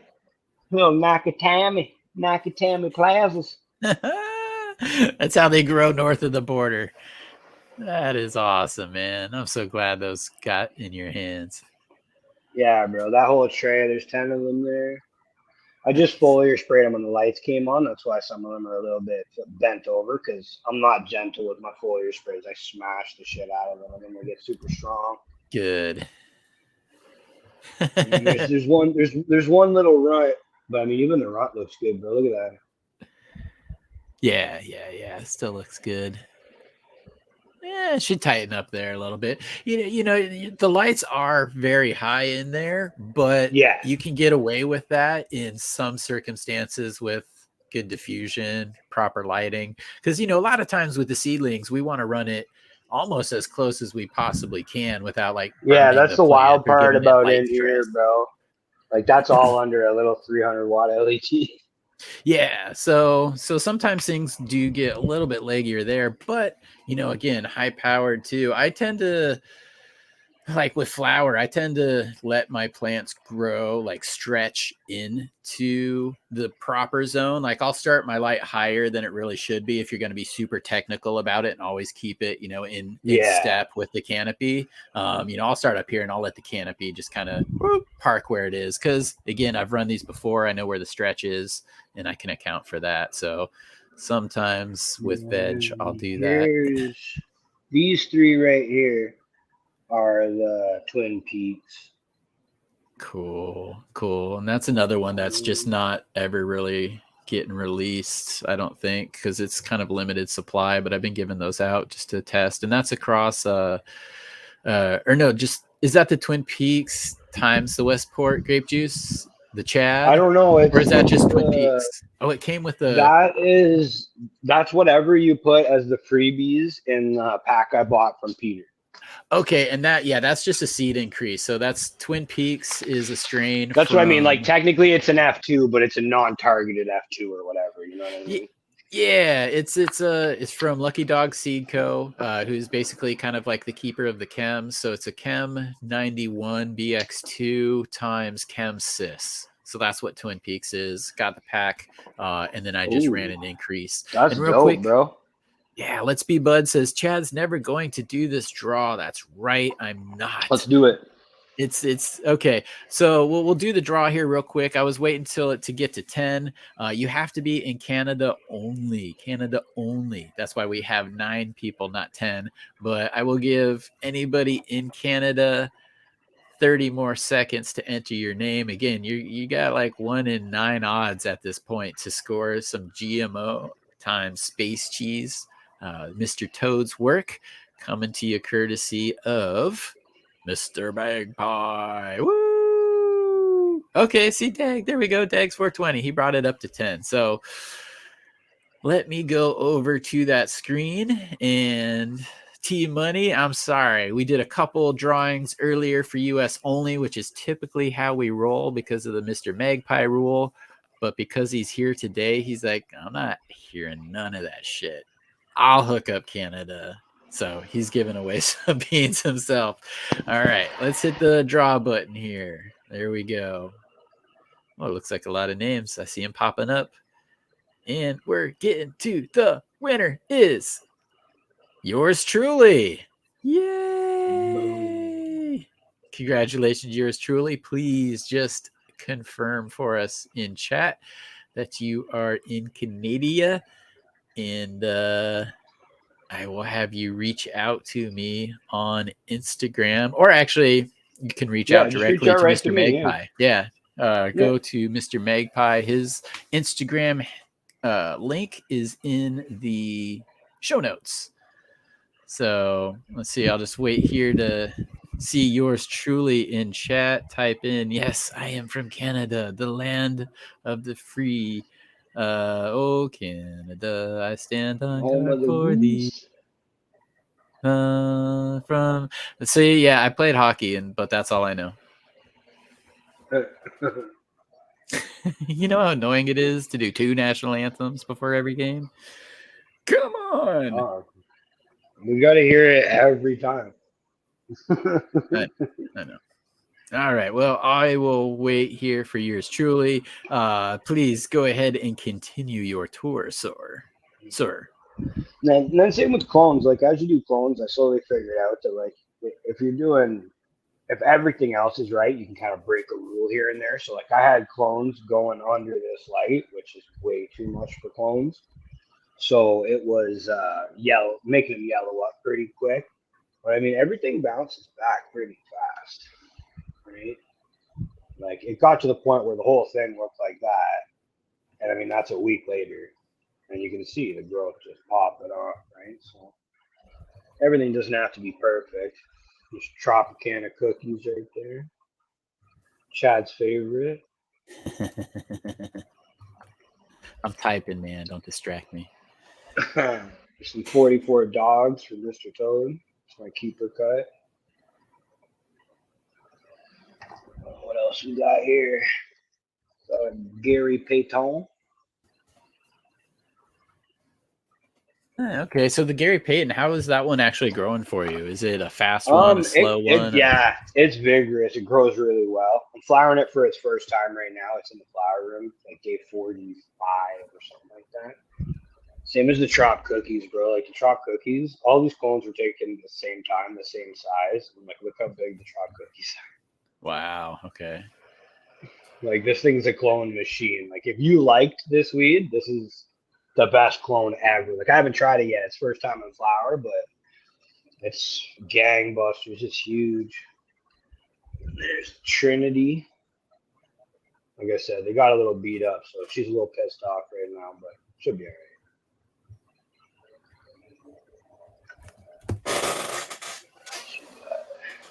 They're looking good. So how? I'm assuming that you will be doing like a perpetual grow. You know, you have things in veg. As soon as flower finishes, you move into flower. You take the clones, put them into veg. How have you kind of managed that, or do you have any tips for people trying to do that rotation? Because I mean, timing, whether it's 5 or 50. Well, here's what I figured out about it. Here's one advantage I figured out. I'm just stepping out of the room for a sec, so you guys don't have to listen to my fans. Okay, yours truly. Are so you yours in truly, Canada? You Canadian? Yeah, you're Canadian, right? Yes. Hopefully it worked this time. Yes. But yeah, no. So what I do is, I've tried with a room. It's different than a tent. Like most times, you can kind of say why a tent's worse than having a whole room, which is usually my opinion. Dope. All right, cool, bro. Yeah, hit me up on Instagram. I'll hook you up with a bunch of seeds, and Canada is special, so I might send you some other stuff too. So just link me on Instagram. Yes, and his Instagram is down in the show description, so you can go there, click it, and then hit him up. So thank you for getting back to us, and congratulations. Mm-hmm. Hell yeah, bro. All right, so yeah, you were talking about rotation, you know, different, a little bit different. So in a tent, what's nice is tents, you can essentially open the walls of your room, which you can't do in a room. So like if I was flowering in this whole room, to keep it perpetual to the point where you have like, you know, this part's done and then the next part's done, to actually, you know, pull down something every few weeks, is kind of difficult in a room because you can't just pull the walls away. Where in a tent, I find I've seen people with 4x8 tents that do, you know, perpetual, like a 3-week perpetual, and it works great because you can take the whole wall down and just pull plants out. And I've tried that in my big flower room, which you guys will get to see in a few minutes here. And the problem becomes is with a plant that size in the back, like that's a 3-gallon mom of some of my cheese stars. If that was a flowered plant, that's a reasonable size plant. You can pick that up, you can move it. It's not a huge deal, right? But with a plant that's, you know, 4 feet, 5 feet tall, or 3 feet, 4 feet wide, it's not hard to harvest it, but it's hard to harvest it and get it out of the room without fucking up all the other plants. You know what I mean? Yeah. So in a tent, that's kind of where you have an advantage. But in my room, I run perpetual as far as soon as I take everything down, I clean, I reset, and I start again.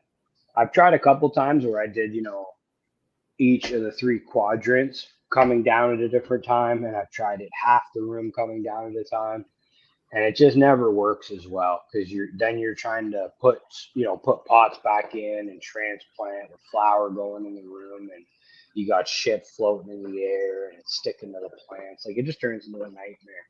So that's one thing you probably have with your perpetual that's handy, because I bet you could take down a plant whenever you want without devastating the whole room, right? Because you can pull the whole walls down. Yeah. Which is super handy. So yeah. Normally what I'll do is I'll get them to I'll flower them this big sometimes, but I try not to because those will turn into monsters in flower. But like let's say try to find one that's a reasonable size. Like I mean even some of these Tropicana cuts. So like say that, right? Like that right there is probably 20 inches tall, something like that. Double that, like not in height, but in size of plant. It's probably as big as I try to flower them, just because they get fairly big. I'm trying to get better at doing smaller plants so I can look at more.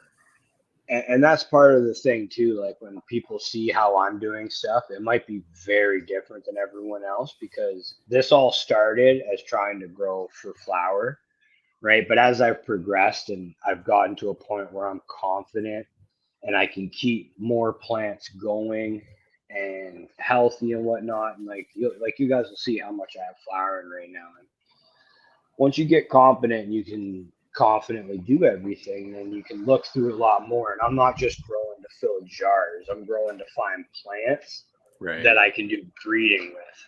And like I'm not even looking for cuts to keep forever. Like that's not my idea. Um, I don't actually like keeping cuts. I find it irritating. Like it's fine, and like once you get a hang on it, it's fairly easy and whatnot. But in my opinion, this is just my opinion. Even the best plant, once you clone the seed plant, the weed is never as good as the seed plant weed. In my opinion, even if the clone is amazing and you love it, I've never kept a cut of something and then the cut is exactly 1-to-1 as good as the seed flower was. It's usually still really good, but I don't know. Something about seed plants are just special. I don't know. The smoke is better, in my opinion. There is the magic of the taproot, and that usually goes to like how good it grows, and I guess how good it grows does affect the overall quality. Like I've always started as seed, but I predominantly have been a clone person. Like they were my Yeah, clones, like I but was the opposite. Like I honestly like cloning was my biggest struggle. Like I'm just gonna stop and smoke a bowl here quick, and then I'll show you that dry tent. cool. But like cloning was honestly my biggest struggle with everything.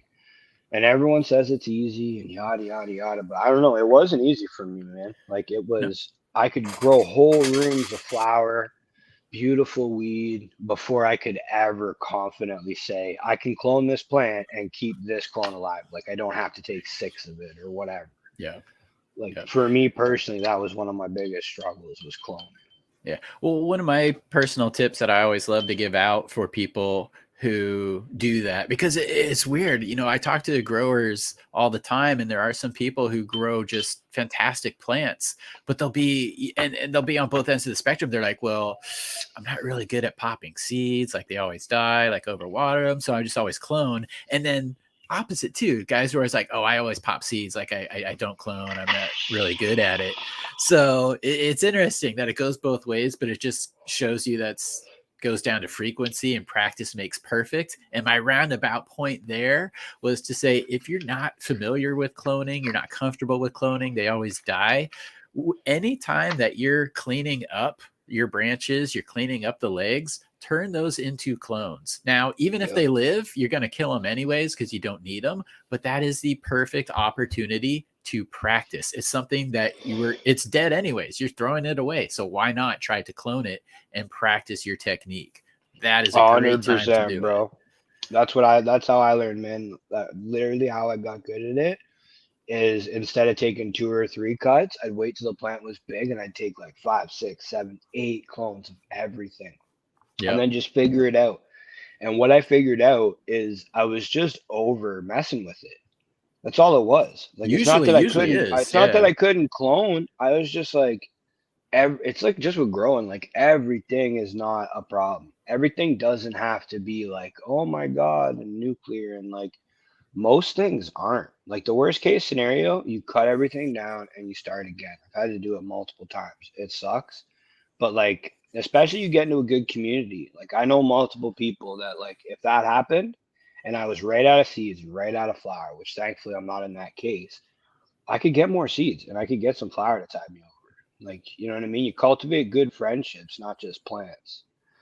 You know what I'm saying? And everyone can take care of each other. And that's how you can learn kind of hard lessons, right? Without having to completely, demoralize yourself and not want to do it again. Yeah, and let me just flip the script here on that note. Oops, wrong button. Ooh, okay, I didn't end the show. That's good. Share screen. I've done that before, dude. Only once. But we're talking about demoralizing and things not being as they appear. So, okay. So this is just irony. This is so rich. So recently, and I've seen people that like go online and like one dude was all like super proud that he like knew the difference and he was trying to show people like you're some fucking some people are too caught up on stupid shit. But anyways, okay, so I just pulled that picture up and then this picture up for the complete irony of the next story. So Raw went out there, you know, real, fake, beware of scammers. Beware. That was of like scammers. Their whole campaign. Yeah, that's their whole campaign. But let me stop that screen and let me flip it over to this next screen because guys, Raw has been doing you so dirty. For a while. So yeah, let me scroll. I'll scroll to the top here. But Republic Brands obtains objection. Federal court orders HBI International to change its raw organic hemp rolling papers, packaging, and promotion. And there's, you know, a whole bunch of stuff here. Like, you know, they said it's sold, including the Alcoy Spain stamps. Well, you know, I don't really care if they claimed it was made there and it's not really made there because Alcoy's, who gives a shit? Like, whatever. Okay. Oh yeah, but it's just but that's it. the point though. It's kind of silly to lie about something that doesn't actually fucking matter. Yeah. Here's the thing that absolutely matters that just like pisses me off. And because like raw papers, they're everywhere. Wasn't like a big advocate for them, but I support them. If you put 10 packs of papers on the table, that's probably the one I'm grabbing. But anyways, because they did a lot in the community, right? So, okay, so here's, and I'll read this here. So this is what happened. It says the order permanently prohibits raw papers, essentially, and its personnel from making any statement or communication or engaging in any promotion or advertising activity that states, implies, or suggests. So here's the fucking dirty thing. Raw operates or contributes its funds or sales proceeds to a charitable entity or foundation of any kind referred to as the Raw Foundation. And they've been saying that funds from our sales have been going towards this Raw Foundation. The Raw Foundation does not even exist. Yeah. Why did we not catch this? Why is it now that we're all like, whoa, wait a minute. This brand that we're also like hyped about, is this bad? Like, yeah, man, it's a teaching hype, lesson. Guys. Yeah, it's a teaching lesson on like what do they call that? Voting with your dollars, man. It's important. Exactly. And you know, so the raw organic hemp papers are unrefined. Can't claim that anymore, which is specifically why I knew some people chose that brand. They're like, yeah, it's not bleached, it's natural, it's not. And that is what I hear. So I'm like, oh, I'll repeat it. Somebody else hears it. They repeat it. It's been bullshit this whole time, guys. Rolling papers made with natural hemp gum. Can't say that anymore because not. They're not the world's first or the world's only organic or organic hemp rolling papers because they're not. They can't say they're printed in Spain anymore. And then just a few other things that they can't say that we've all been repeating line after line. And I'll flip back here now to the page so I can look at chat, see what you guys think of that. But all you have to do is just Google raw papers lawsuit and you'll find the information you need to go. But again, the one thing that pisses me off is they were collecting in the name about, you know, of a charitable foundation. And I think a lot of people in the cannabis community support these types of things because we've all been down or know somebody who's been down. Good people have hard times. When we're having good times, we like to help lift each other up. That's just kind of a community. That's what we do. And we support each other. So when we see these things, it makes us feel good. I'd rather spend the extra 50 cents on your papers because it's going somewhere. Exactly. So yeah, that's why I wanted just to bring it up today. I love news. I realize this is kind of like more home grow show, but this applies to everybody. Yeah, I was gonna say it still relates to everybody. Yeah, everybody's raw is really like your only choice. You know, I just saw Sammy Kopar Zigzag is old school because that was the only choice. Yo, we had like zigzags, and then like somewhere in the 90s, Rizlas came out with a wire in it, so you didn't have to have the roach clip. And then bro, raw. you know the first time I ever used those, you remember the lighters that worked on conductive electricity, like the little lightning lighters. Like it was like a lighter that had like, it Zap. was almost like a little, yeah. And I lit it with one of those, bro, and the wire shocked me right through my mouth. Oh, damn. Yeah, I bro, gotta that's how I try learned that on about it. somebody. Oh, shit. Oh, bro, it was Oh. terrible. It was the first time I ever used those papers, and I was rocking one of those lighters, went to light it. Oh, man, made me jump right off the couch. Oh, dude, that's freaking hilarious. I got to figure out how to set that up now. Let's see. Kingfisher has some good info. The bottom of the article showed all the companies that are associated with the HBI Yeah, brands. that's what I was gonna say. Mr. Toad, that's what blew my mind because he told me about the charity part, and then he also told me about how many companies are owned by them. Like there isn't actually that many choices. It's like phone companies. Like Oh, there's wow. 90 phone OCB. companies, but not really. Yeah. I've got OCB pre-rolled tubes actually right here because this is how I was going to go to Mexico with smoke, which I got talked out of at the last minute. But it's just their Oh, they look like cigarettes. I get yeah, you. it's their MP2, but it says OCB. I don't know if it'll get there, but yeah, so it's just a filter cigarette, but it's not really a cigarette. So shit, yeah, I've got a freaking box of 200 sitting out there. So OCB, Job or JOB, Easy Widers, Drum. Who doesn't know Drum? Premier, Gambler, and Top Brands. Wow. Republic Brands is a family-owned company who are a whole bunch of greedy bastards waiting to screw you. Okay, so yeah, no, thanks for pointing that out there, Kingfisher, because yeah, it always goes deeper than just the surface. So maybe that's the lesson to take away from it. But guys, don't support Raw. You can do whatever you want. I wonder who makes these ones. But I'm just I saying, smoke. don't support them. I smoke so infrequently. I use these ones. The Canadian Lumber Company. It says Halifax, Canada, but I don't know if that's actually true. These are the ones I use. I always just The get like Woods, freebies. Canadian Lumber. Those look good. What do I have in here right now? I don't really smoke joints that much though. No, me neither. That's why I'm like, I know I have papers, but these are neat because they come with papers and then little rolling like filters. Oh, nice. Yeah, that's the quality. Yeah, that's the way to pack. Let's see. Do I've got all my stuff up here still? Like if I'm out, I usually smoke a pipe because like if I have a choice, I'm smoking a bomb. Oh, here's all my freaking. I got massive stacks of papers. They're all companies from Amsterdam though, or the Netherlands. Yeah, that's where they are. Nothing worth pulling out. Okay. Yeah, anything made by Raw is trash. Get him, Lucky Mike. Get him. Yeah. Always happy to see that guy. Love Lucky Mike. Yeah, he's definitely messed up, man. Like,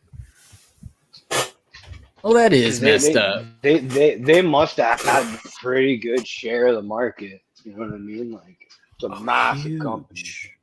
Yeah, huge share of the market. I mean, they it's like cookies. They've built a lifestyle brand. Another $20. It's Raw is a lifestyle brand. I mean, come on, they sell freaking like thin pieces of paper with a little sticky shit on the end, but it's this massive thing. It's a lifestyle. It's all the other crap they sell too, right? Like sweaters, rolling trays. Like I know so many people that have stuff that's Raw brand that's not even papers. Yeah. Oh yeah. Cookies too. All right, so let's go into that dry room real quick, and then the lights will be on. We'll do that, and then we'll get out of here because I've got an hour until the sun goes down, and I need to get back to the beach today because I haven't walked on the beach yet. That's my jam. Whatever, dude. Oh, I can just imagine you, bro, looking like Fabio, just out there with your shirt off, the wind, hair just flowing. Prettiest Little Mermaid. There we go. It's me on a windy day. Yeah, there's not a lot of light in here, but I can pull out like kind giving of people what they tuned in to see. Edge. Let me turn the camera. Okay, but yeah, camera. Yeah, it's just a simple setup. I got the humidifier running there on low. one of the air vents at the back, you can't see it, but it's just pinned open a little bit just to let some fresh air in, so it doesn't Little like corner fuck of the it. walls up. Okay. Yeah. Now, are And you worried then about light leaks in there? It looks, again, pretty dark. no, you'll get like there might be pinholes and stuff, but for drying, like I don't really think it's a huge deal as long as it's not lit Right. right up. Yep. I always try to dry dark as well, but there's some light that gets into the room. I'm not worried about it as if it was a That's all I flowering do. room. Like I have the little tags that I use to put on the plants. It's the same tag. Like I just cut the entire plant down. Oh, I just hang it up. Like these were little tiny ones. Hard to yeah, I see, can but I barely. can There pull we go. out. Okay, I can see. Yep. So it looks like you pull off some of the larger families, but you also leave a little bit on No, to none. no. Nope. Okay, All the everything families are still on there. Yeah. Yeah, the nice. whole thing. Because I know I want it to dry slow just because I always know it's going to hang for so long. Right. Not a ton of Like I said. vegetation because I could still see through to the bud. It's not totally Yep. encapsulated by the leaves, but yeah, I kind of do the Yeah, same. because what I found is as you know how people say like if you leave the leaves on, they'll completely drape over and cover the flowers. Mm-hmm. I find that actually only happens if you rush the dry.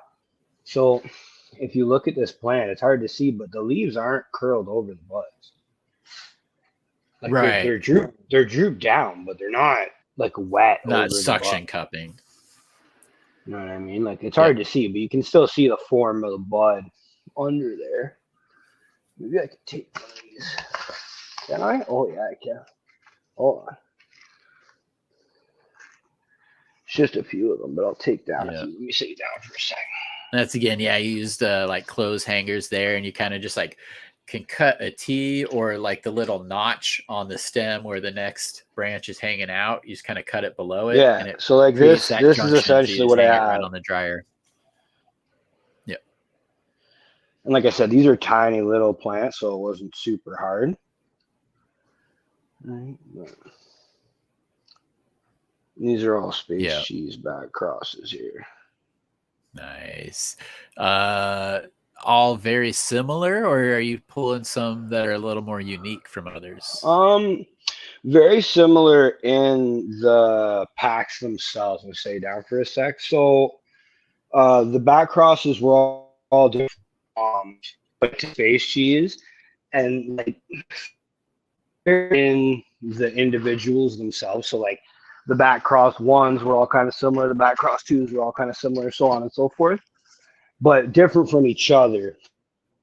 So the ones and twos were very tiny, very short, and then you can see the threes were a little bit lankier. You know what I mean? Like they're probably a good foot, some of them a foot and a half taller, and they flowered way longer. So the BX number threes, I took them 77 days, or no, 74 days, I think. And they probably could have gone like 11 and a half or 12 weeks, honestly. So, wow. And my favorites that I found one of the BX3s in there I really liked, like as a plant. It was super beautiful. The smell was really nice. The flower itself was really pretty. So the plant stayed lime green and it faded off to like almost like that kind of a creamy yellow, like a candy yellow, not that sickly, ugly yellow. Right. But the flowers themselves, bro, the flowers themselves went like if you took purple and pink and just mixed a little bit in, like such a unique, vibrant, like under the sea coral type of color on the flower. Really interesting, which I haven't seen if that carried through to the dry and the cure yet. Mm-hmm. And then I found BX number 2 that is probably one of the best smelling plants that I've found so far. Best smelling meaning funky? No, other way. So you know those gourmet jelly beans, those jelly bellies? Yes. Where the flavor profile on those, it's not the true flavor, but it's much more to the true flavor than a candy would normally be. So like the pear, it does kind of taste like pear, you know, that kind of thing. And the blueberry ones of those, like they have that bitter sour of a blueberry, but they still have that over sweet kind of creaminess of like every other jelly bean, but they lean more towards the real flavor. That's exactly what it smells like. It smells like a blueberry gourmet jelly bean. And no idea if that carried through or if it's gonna smoke like that.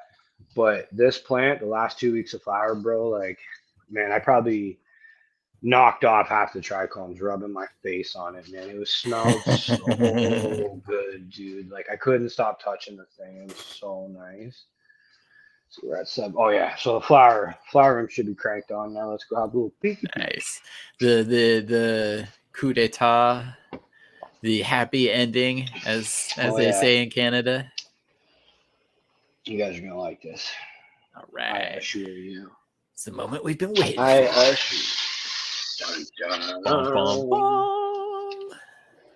Boom. Let me blow this up too. Kaboom. Wow, bro. Yeah, you definitely got to have your drying on dial because that's a lot of trimming to have to do. What do you got in there? I also make a lot of hash though, which we didn't get to, but yeah, I'm a hash warrior, which people that know me know that already. So what we got in here is, you'll find this interesting, Chad. This is the most interesting thing in the room. Not because it's the best weed, I don't know yet, but it's the most interesting. And for that fact, this is F2s of Luana, which is the male that Levi from Pistol Positive used in a bunch of crosses that I was super in love with. Wow. And this is F2s of that. And dude, I got 21 plants. 2 were female, the rest were all males. Never had that happen before. No. I love how those stack though. You see what I'm saying? So I had the 2 females, and then I kept my favorite 3 or 4 males just because I've never had a male ratio like that. So there's 2 plants. One is clearly better looking, but this one is clearly better smelling, which I know you're not here, but that happens. This one is greasy, and like even when I touch it, bro, like it's see so that shine greasy on your fingers, and it smells like, oh man, Rockets candy. You know Rockets candy, the sour that's in those little rolls of Rockets dried candy. You know what I'm talking about? Little chalky candies. They're called Rockets. Yes. It smells like mango and those, like the sour from those candies, but like a sour, kind of sickly sweet mango. Man, it smells so good. And this one is, man, it's a super nice plant. This is the one that's clearly like a nicer plant wise. Oh wow, definitely it's got a lot of trichome. We're at day, I just checked when we walked in. We're at the start of day 43 right now. Boom. That's awesome, man. And those will probably be fast finishers too. I don't imagine them going more than 65 days from the looks of it. And this one has the same kind of mango smell, but none of that like sour candy. And it's not, this one's all covered and resined up, and I'm sure it's super nice, but this one, like, I wouldn't even try washing this one. This is just pure like grease, like smoke this in a pipe kind of weed. Right. Fuck yeah. And it's kind of weird looking. It's amazing too how some of the strains, especially when you run a pack or a couple packs of the same thing, how a lot of them, the profile will be so similar, but none are exactly alike. Yeah, they all have like a unique overtone. It's like eating candy, but each flavor is different. Yeah. It's all the same kind of candy, but each one's a little unique. Yeah. That's the fun of hunting. Because again, if you would have only popped 2, you've been like, yeah, this is a good smell. But you pop 20 and you're like, ooh, this is the best smell. And that's the wild thing, bro, because 19 of those 21 were male. Never had that happen before. No. It's fucking weird, bro. And the plants were nice. Like the males weren't bad. I want to say 3, but I may have 4. I can't remember exactly what I kept, but I like grew them for an extra month, and I kind of really filled them up and got all intimate with them, and I picked the best few I liked. Then here, these dark green ones, I don't even got to check the tag. I know what these are. This is Cheese Star. I'm running 2 copies of all 5 females again, and this is all just straight from my jars. This is my favorite weed. So far, like, who knows what I'll find down the line, but so far, this is the best weed I've ever smoked. Damn, that's a statement too. That looks good. Looks like nice dense buds. And they're super dark, like bro. They stay so rich, like they almost look nitrogen sick. They're so vibrant green. Like, this is under HPS too, so like that's how green it is.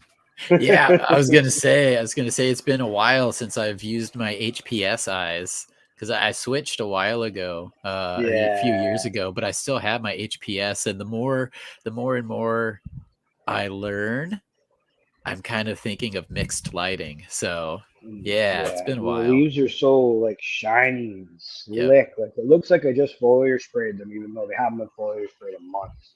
Wow. Like I just, oh man, there's more cheese star there. This whole big patch here is all cheese star. Delicious, and I'm gonna smoke it all. Well, I'm gonna turn some into hash, but that's what this is all for. Very rarely do I just run this much space without doing a hunt. Like that's how good this stuff is. And then the four on this corner over here, and then there's two right here. These are Roach's Quimbus, which is another one of Tony's, which is Savage Kush to Space Cheese. Okay. And these are so nice.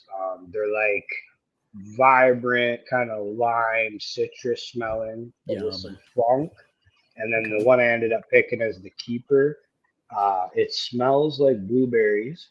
And then when you smoke it, it tastes like a lime. And Whoa. not like lime candy. Like it, you know, when you Proper smoke, lime. have you ever smoked one of those cheap cigars or a cheap Oh blunt yeah, wrap, yeah, yeah. and it has the flavoring, and you Yeah. lick your lips, and your Yeah. lips have the flavor? Yeah. Bro, this shit, you lick your lips, and it's sour like a lime, or like if you could compare it to a candy, it would be those cheap lollipops that you used to get at the doctor's office, the lime ones. Like, bro, it tastes so good. And I popped two packs or 2.5 packs. Like they weren't actual packs; it was out of a big pack, so like 25 seeds. And I narrowed that down to 6. I got 4 more over here, and then I didn't have time to properly select them, Mhm. so I threw my 6 favorite back in the flower and took cuts. I found my favorite now, and that's nice too because I have another 50 or 60 of these to hunt through, so I'll really be able to compare because I already found a favorite from what I've seen so far. And this weed, man, this is real hardy, just Damn. just nice plants, you know. And like, there's no stakes in this thing. Like, lots of weight, just bounce it Right. the fuck around. I did defoliate in here, which is rare for me, but I've been trying to pack in more plants so I can look through more. So I've had to make that sacrifice. Right. I don't actually like pulling anything off the plants because for one, I don't, it doesn't make sense. Like they're going to use the nutrients, and if the leaves die, they fall off. Right. It makes sense for climate control, obviously. Yep. But the other reason it doesn't make sense for me when I'm hunting is because sometimes the bottoms is where the problems show up. So I kind of want to Usually. see what the whole plant does, at least the first time, just the first Yep. time. Yep. But I right now, totally like agree. this stuff's good for pictures because right now I have like the classic indoor going where the whole bottoms are cleared out. I got fans going, just gentle at either Yep. side, just because I have more packed in here than I normally would. Oh yeah. Right? You would have a totally different climate under that canopy than above it if you didn't have those fans going. Like without a doubt, the Yeah, way that they're packed in there. But it also yeah. kind of gives you a testament of with the right conditions, it's amazing how tightly you can pack things. You know, Oh you got to yeah, watch bro. And out for like, overlapping leaves because sometimes they'll transpire yeah, on the leaf under. That's why sometimes you lift a leaf and you're like, well, why is this one wet? It's because the leaf was laying on it. They transpire from the underside. So you got to watch out for that sometimes. But dude, again, working and commercially. that's why I cleared it out. Like, and like I said, I didn't go hard, so because you can still see that I have tons of leaves. Oh yeah. These are a new one to me, and for fem gear in general, I don't really run much feminized gear. This is a fem I got from Peter through an auction, like a charity thing they were doing, Okay. and it's from John Green Modi, and Cool. it's called Hazy. I think it's Hazy Girl, and it's Nice. some type of haze cross with some type of Kush cross. And I don't really know a ton about it. I just bought it just to kind of support what they were doing at the time. Right. Something to pop. But I mean, yeah, nice plants though, bro. Like Real nice plants. This one is a little bit ugly, but it's just because it was in direct flight path for a couple more days than it should have been. So those few leaves aren't a big deal because you come over and look at where it wasn't in the flight path. It's looking beautiful. Yep. Um, We got a question real here. nice. Do you use CO2 at all in No, there? no, I just active exhaust. I'm pulling enough fresh air in here. It's fine. Okay. Cool. They're not sealed rooms. I can't get them sealed up good enough And where you're I'd so want to full of bother. hot air, dude. You'd talk to a wall if it was still there. So you pump out Bro, plenty of CO2. that's what I'm saying. There's the Gary Payton, and like Peton. these lights are 7 feet, so like you can see how big these plants are. Damn. Yeah, 7 feet. Big one. Putting on nice. About how much longer do you think left to go? Oh, this one's going really fast, like much faster than Toad's. Toad's gear is, and not just Toad's gear. I feel like most gear is kind of like 9 weeks. It seems like for a full finish. Mm-hmm. This stuff is just slamming through. Like you can see, it's much more finished than even this guy right next to this. Like this is some of that Right. gun gear, Yep. right? Like this one's still super horny, and this one's like, all right, we're fucking with finishing. So. And you can already see the leaves are kind of starting. You see what I mean? Yep. They start to vein out and get kind of funky. Yep. But I mean, real nice, really nice plant to grow, bro. Super vigorous, just kills it. It didn't really need support, I don't think, but I gave it a little bit just in case because these super tall ones, when they fall, it's devastating. The little Better to ones, have it. yeah, the little Yeah. ones can take a fall, but I mean, if it falls that far and smashes into the floor, she's kind of fucked. Like just the inertia of that big of a fall. That'll crease. So, That'll crease the stem. That'll fold the stem. yeah. When the stems fold, you're kind of screwed. If it's just like falling over, it's cool as long as there's no crease in your stem. But yeah, avoid it if you can. There's my Toads 91 keeper. Cool.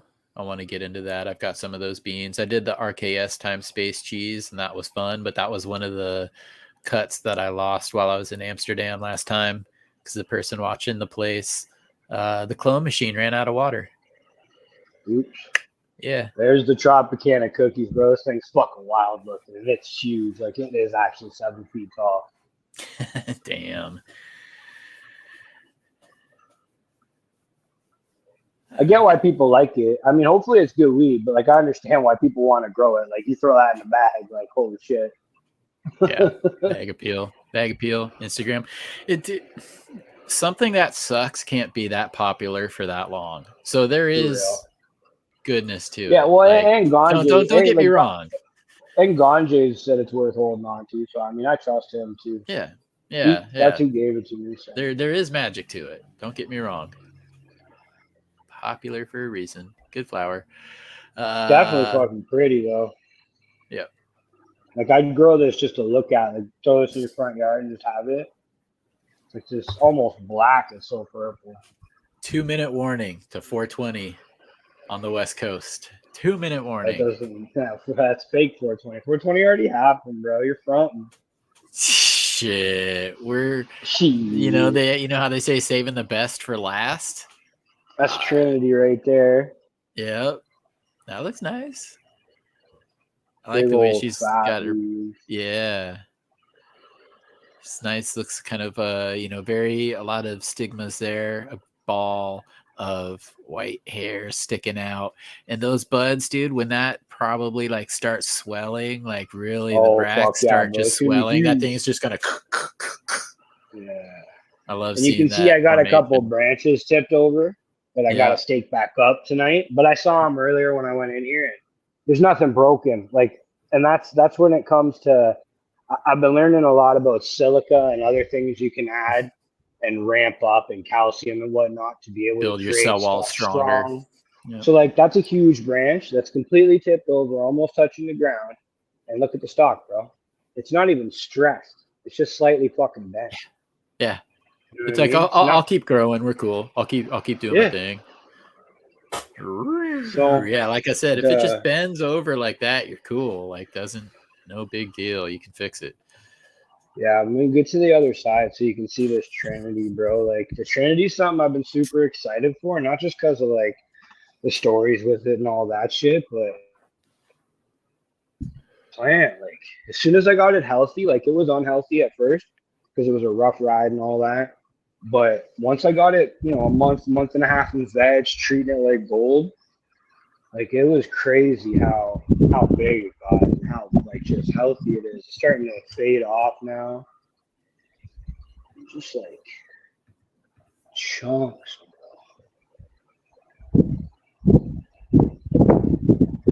Happy 420, everybody. Boom, Light them baby. up if you got them. What did I load this This is my morning? this is my backpack keeper here, which is Dutch Blooms and Tony's work. Dutch Blooms gave him a cut, and Tony did some breeding with it. And this is Black Wop fruit Okay. time space cheese here. Okay. Right on. Oh. Damn, looks good, man. Yeah. You see what I mean with this Trinity, bro? Like, look at that plant. Look how Yeah, fucking pretty it is. that's happy. That's compact. Man, And it's so yeah. beautiful, dude. Like, it's hard to describe over camera. Like, it's just so pretty. Yeah, there's that Gary Payton from over here. As The soon as tall that one in truck the crowd, the turns, easy one to see. It's because he's just a actually for a basketball player, he was kind of short. I was gonna say it's because he's a basketball player, but no, he was actually kind of short for a basketball player. He was a point guard, and he played for the Seattle SuperSonics when we used to have a team. So I've actually seen the man play basketball, but I've never smoked his weed. Never had Gary Payton. Never I smoked it. just wanted to see a lot of it too. Like, I just wanted to see what all the hype was about. Like, it was Yeah, me and a couple friends that went in together, right? yeah, And I had a buddy line it all up, which was super cool. And man, like just to get to try them, like same with the Trinity, yeah, like in that room here, like I might yeah. not have said it as I was going through it in the veg room. Man, I got East Coast Sour Diesel. I got Skunk Tech Sour Diesel. I got Chem 91.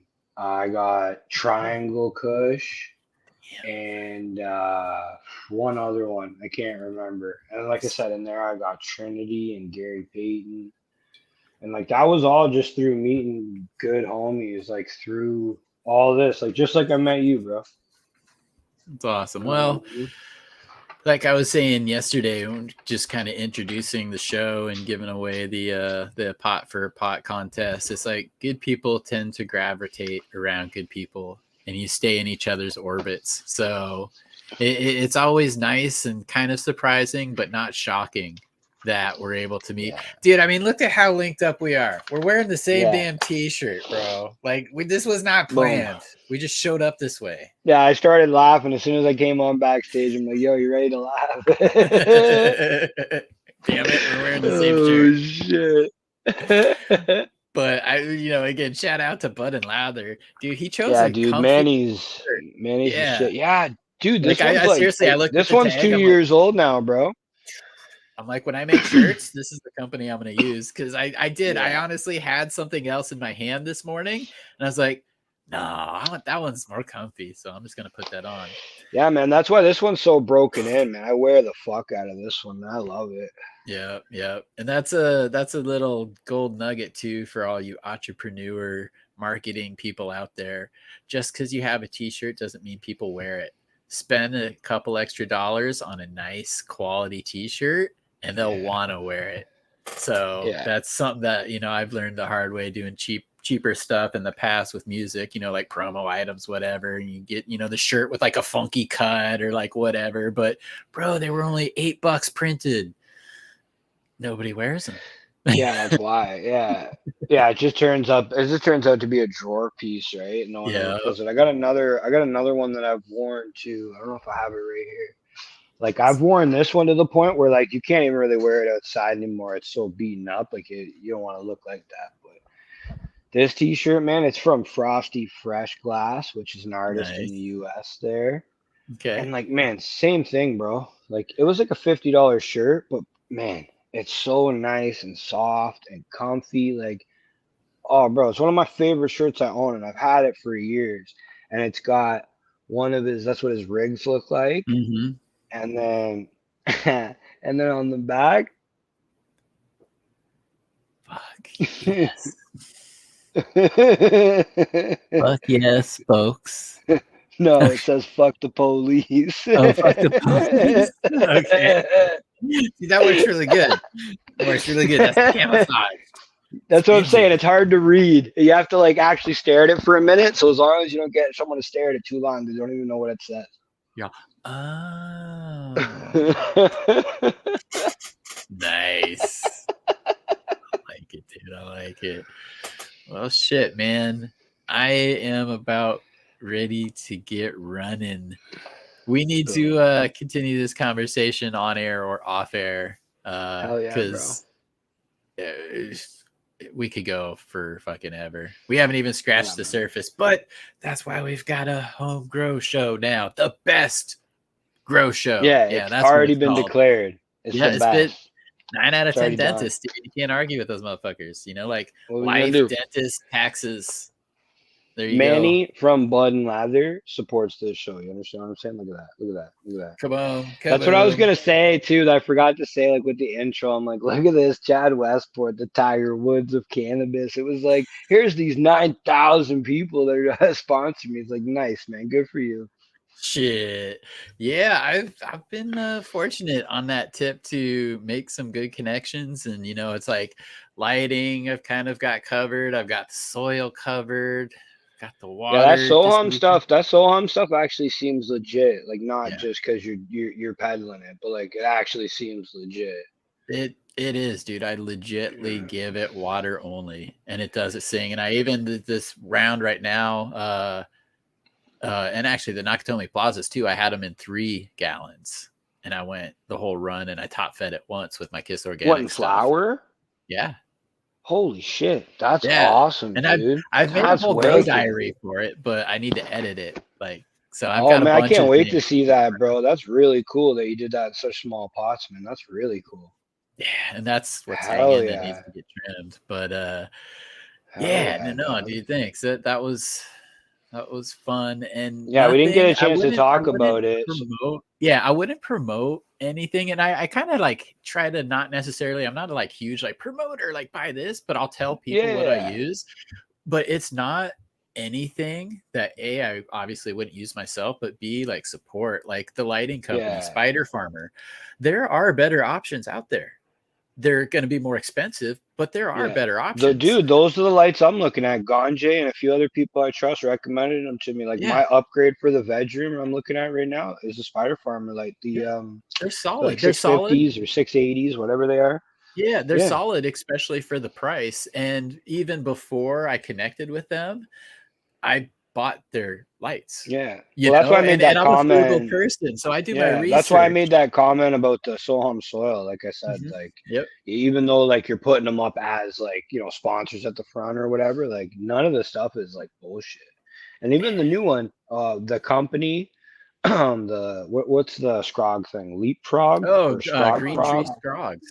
Yeah, that one, dude. I commented and they got back to me before you did. I was like, all right, these guys are on point, dude. And like they told me right away, they're like stainless steel, because that's where I was curious. I'm like, if you could clean them on their way back into the housing with 99 ISO, that'll dry out really quick. I mean, that's perfect. It's good forever. So like that seems like a really like again, I haven't tried it, but I mean that actually seems legit. And they got back right away, which was really cool. And they answered my question. Like they actually read my whole comment. Obviously, they didn't just like it and move on or whatever. And here's something that will hopefully blow your mind too. It's one dude.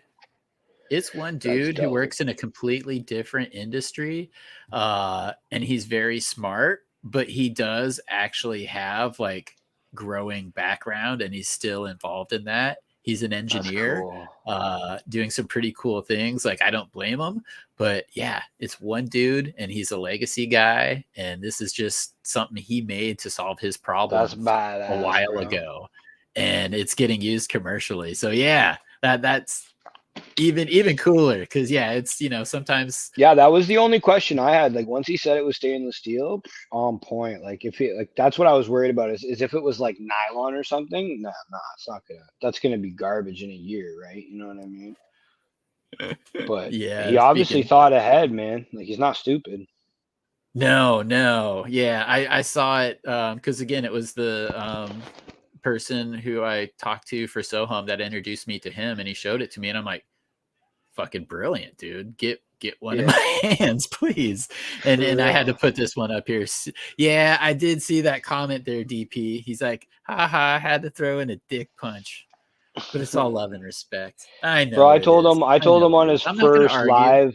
Don't worry, DP. I told him on his first live test that I was gonna cross his shit to cookies as soon as it was ready. Yeah. People apparently know how to get to me now. I need to learn some self-control. So Wear your heart on your sleeve, baby.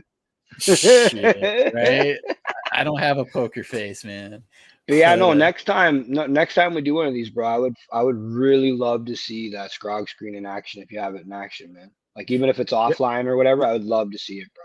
Love to see yeah, it. it's behind me. But actually, I could call you when I have lights on, and we'll just Yeah, we'll do that our dude, own that'd be little tour. fantastic because Yeah, I would use the hell out of those, man, in my big yeah. fire room. I think you, Hell yeah, yeah. I think you could. I think it would be rad. Well, dude, right on. Thanks again for taking the time to hang out and join today. It's a Hell good yeah, man. conversation, man. Always is. I'm glad we got to do Yeah, this man. again. It's been a Dude, little too long. anytime, bro. Anytime, man. I'm always up for this. I never get to talk to you as much as I'd like to, homie. Yeah, me too. So cool. We will do this again soon.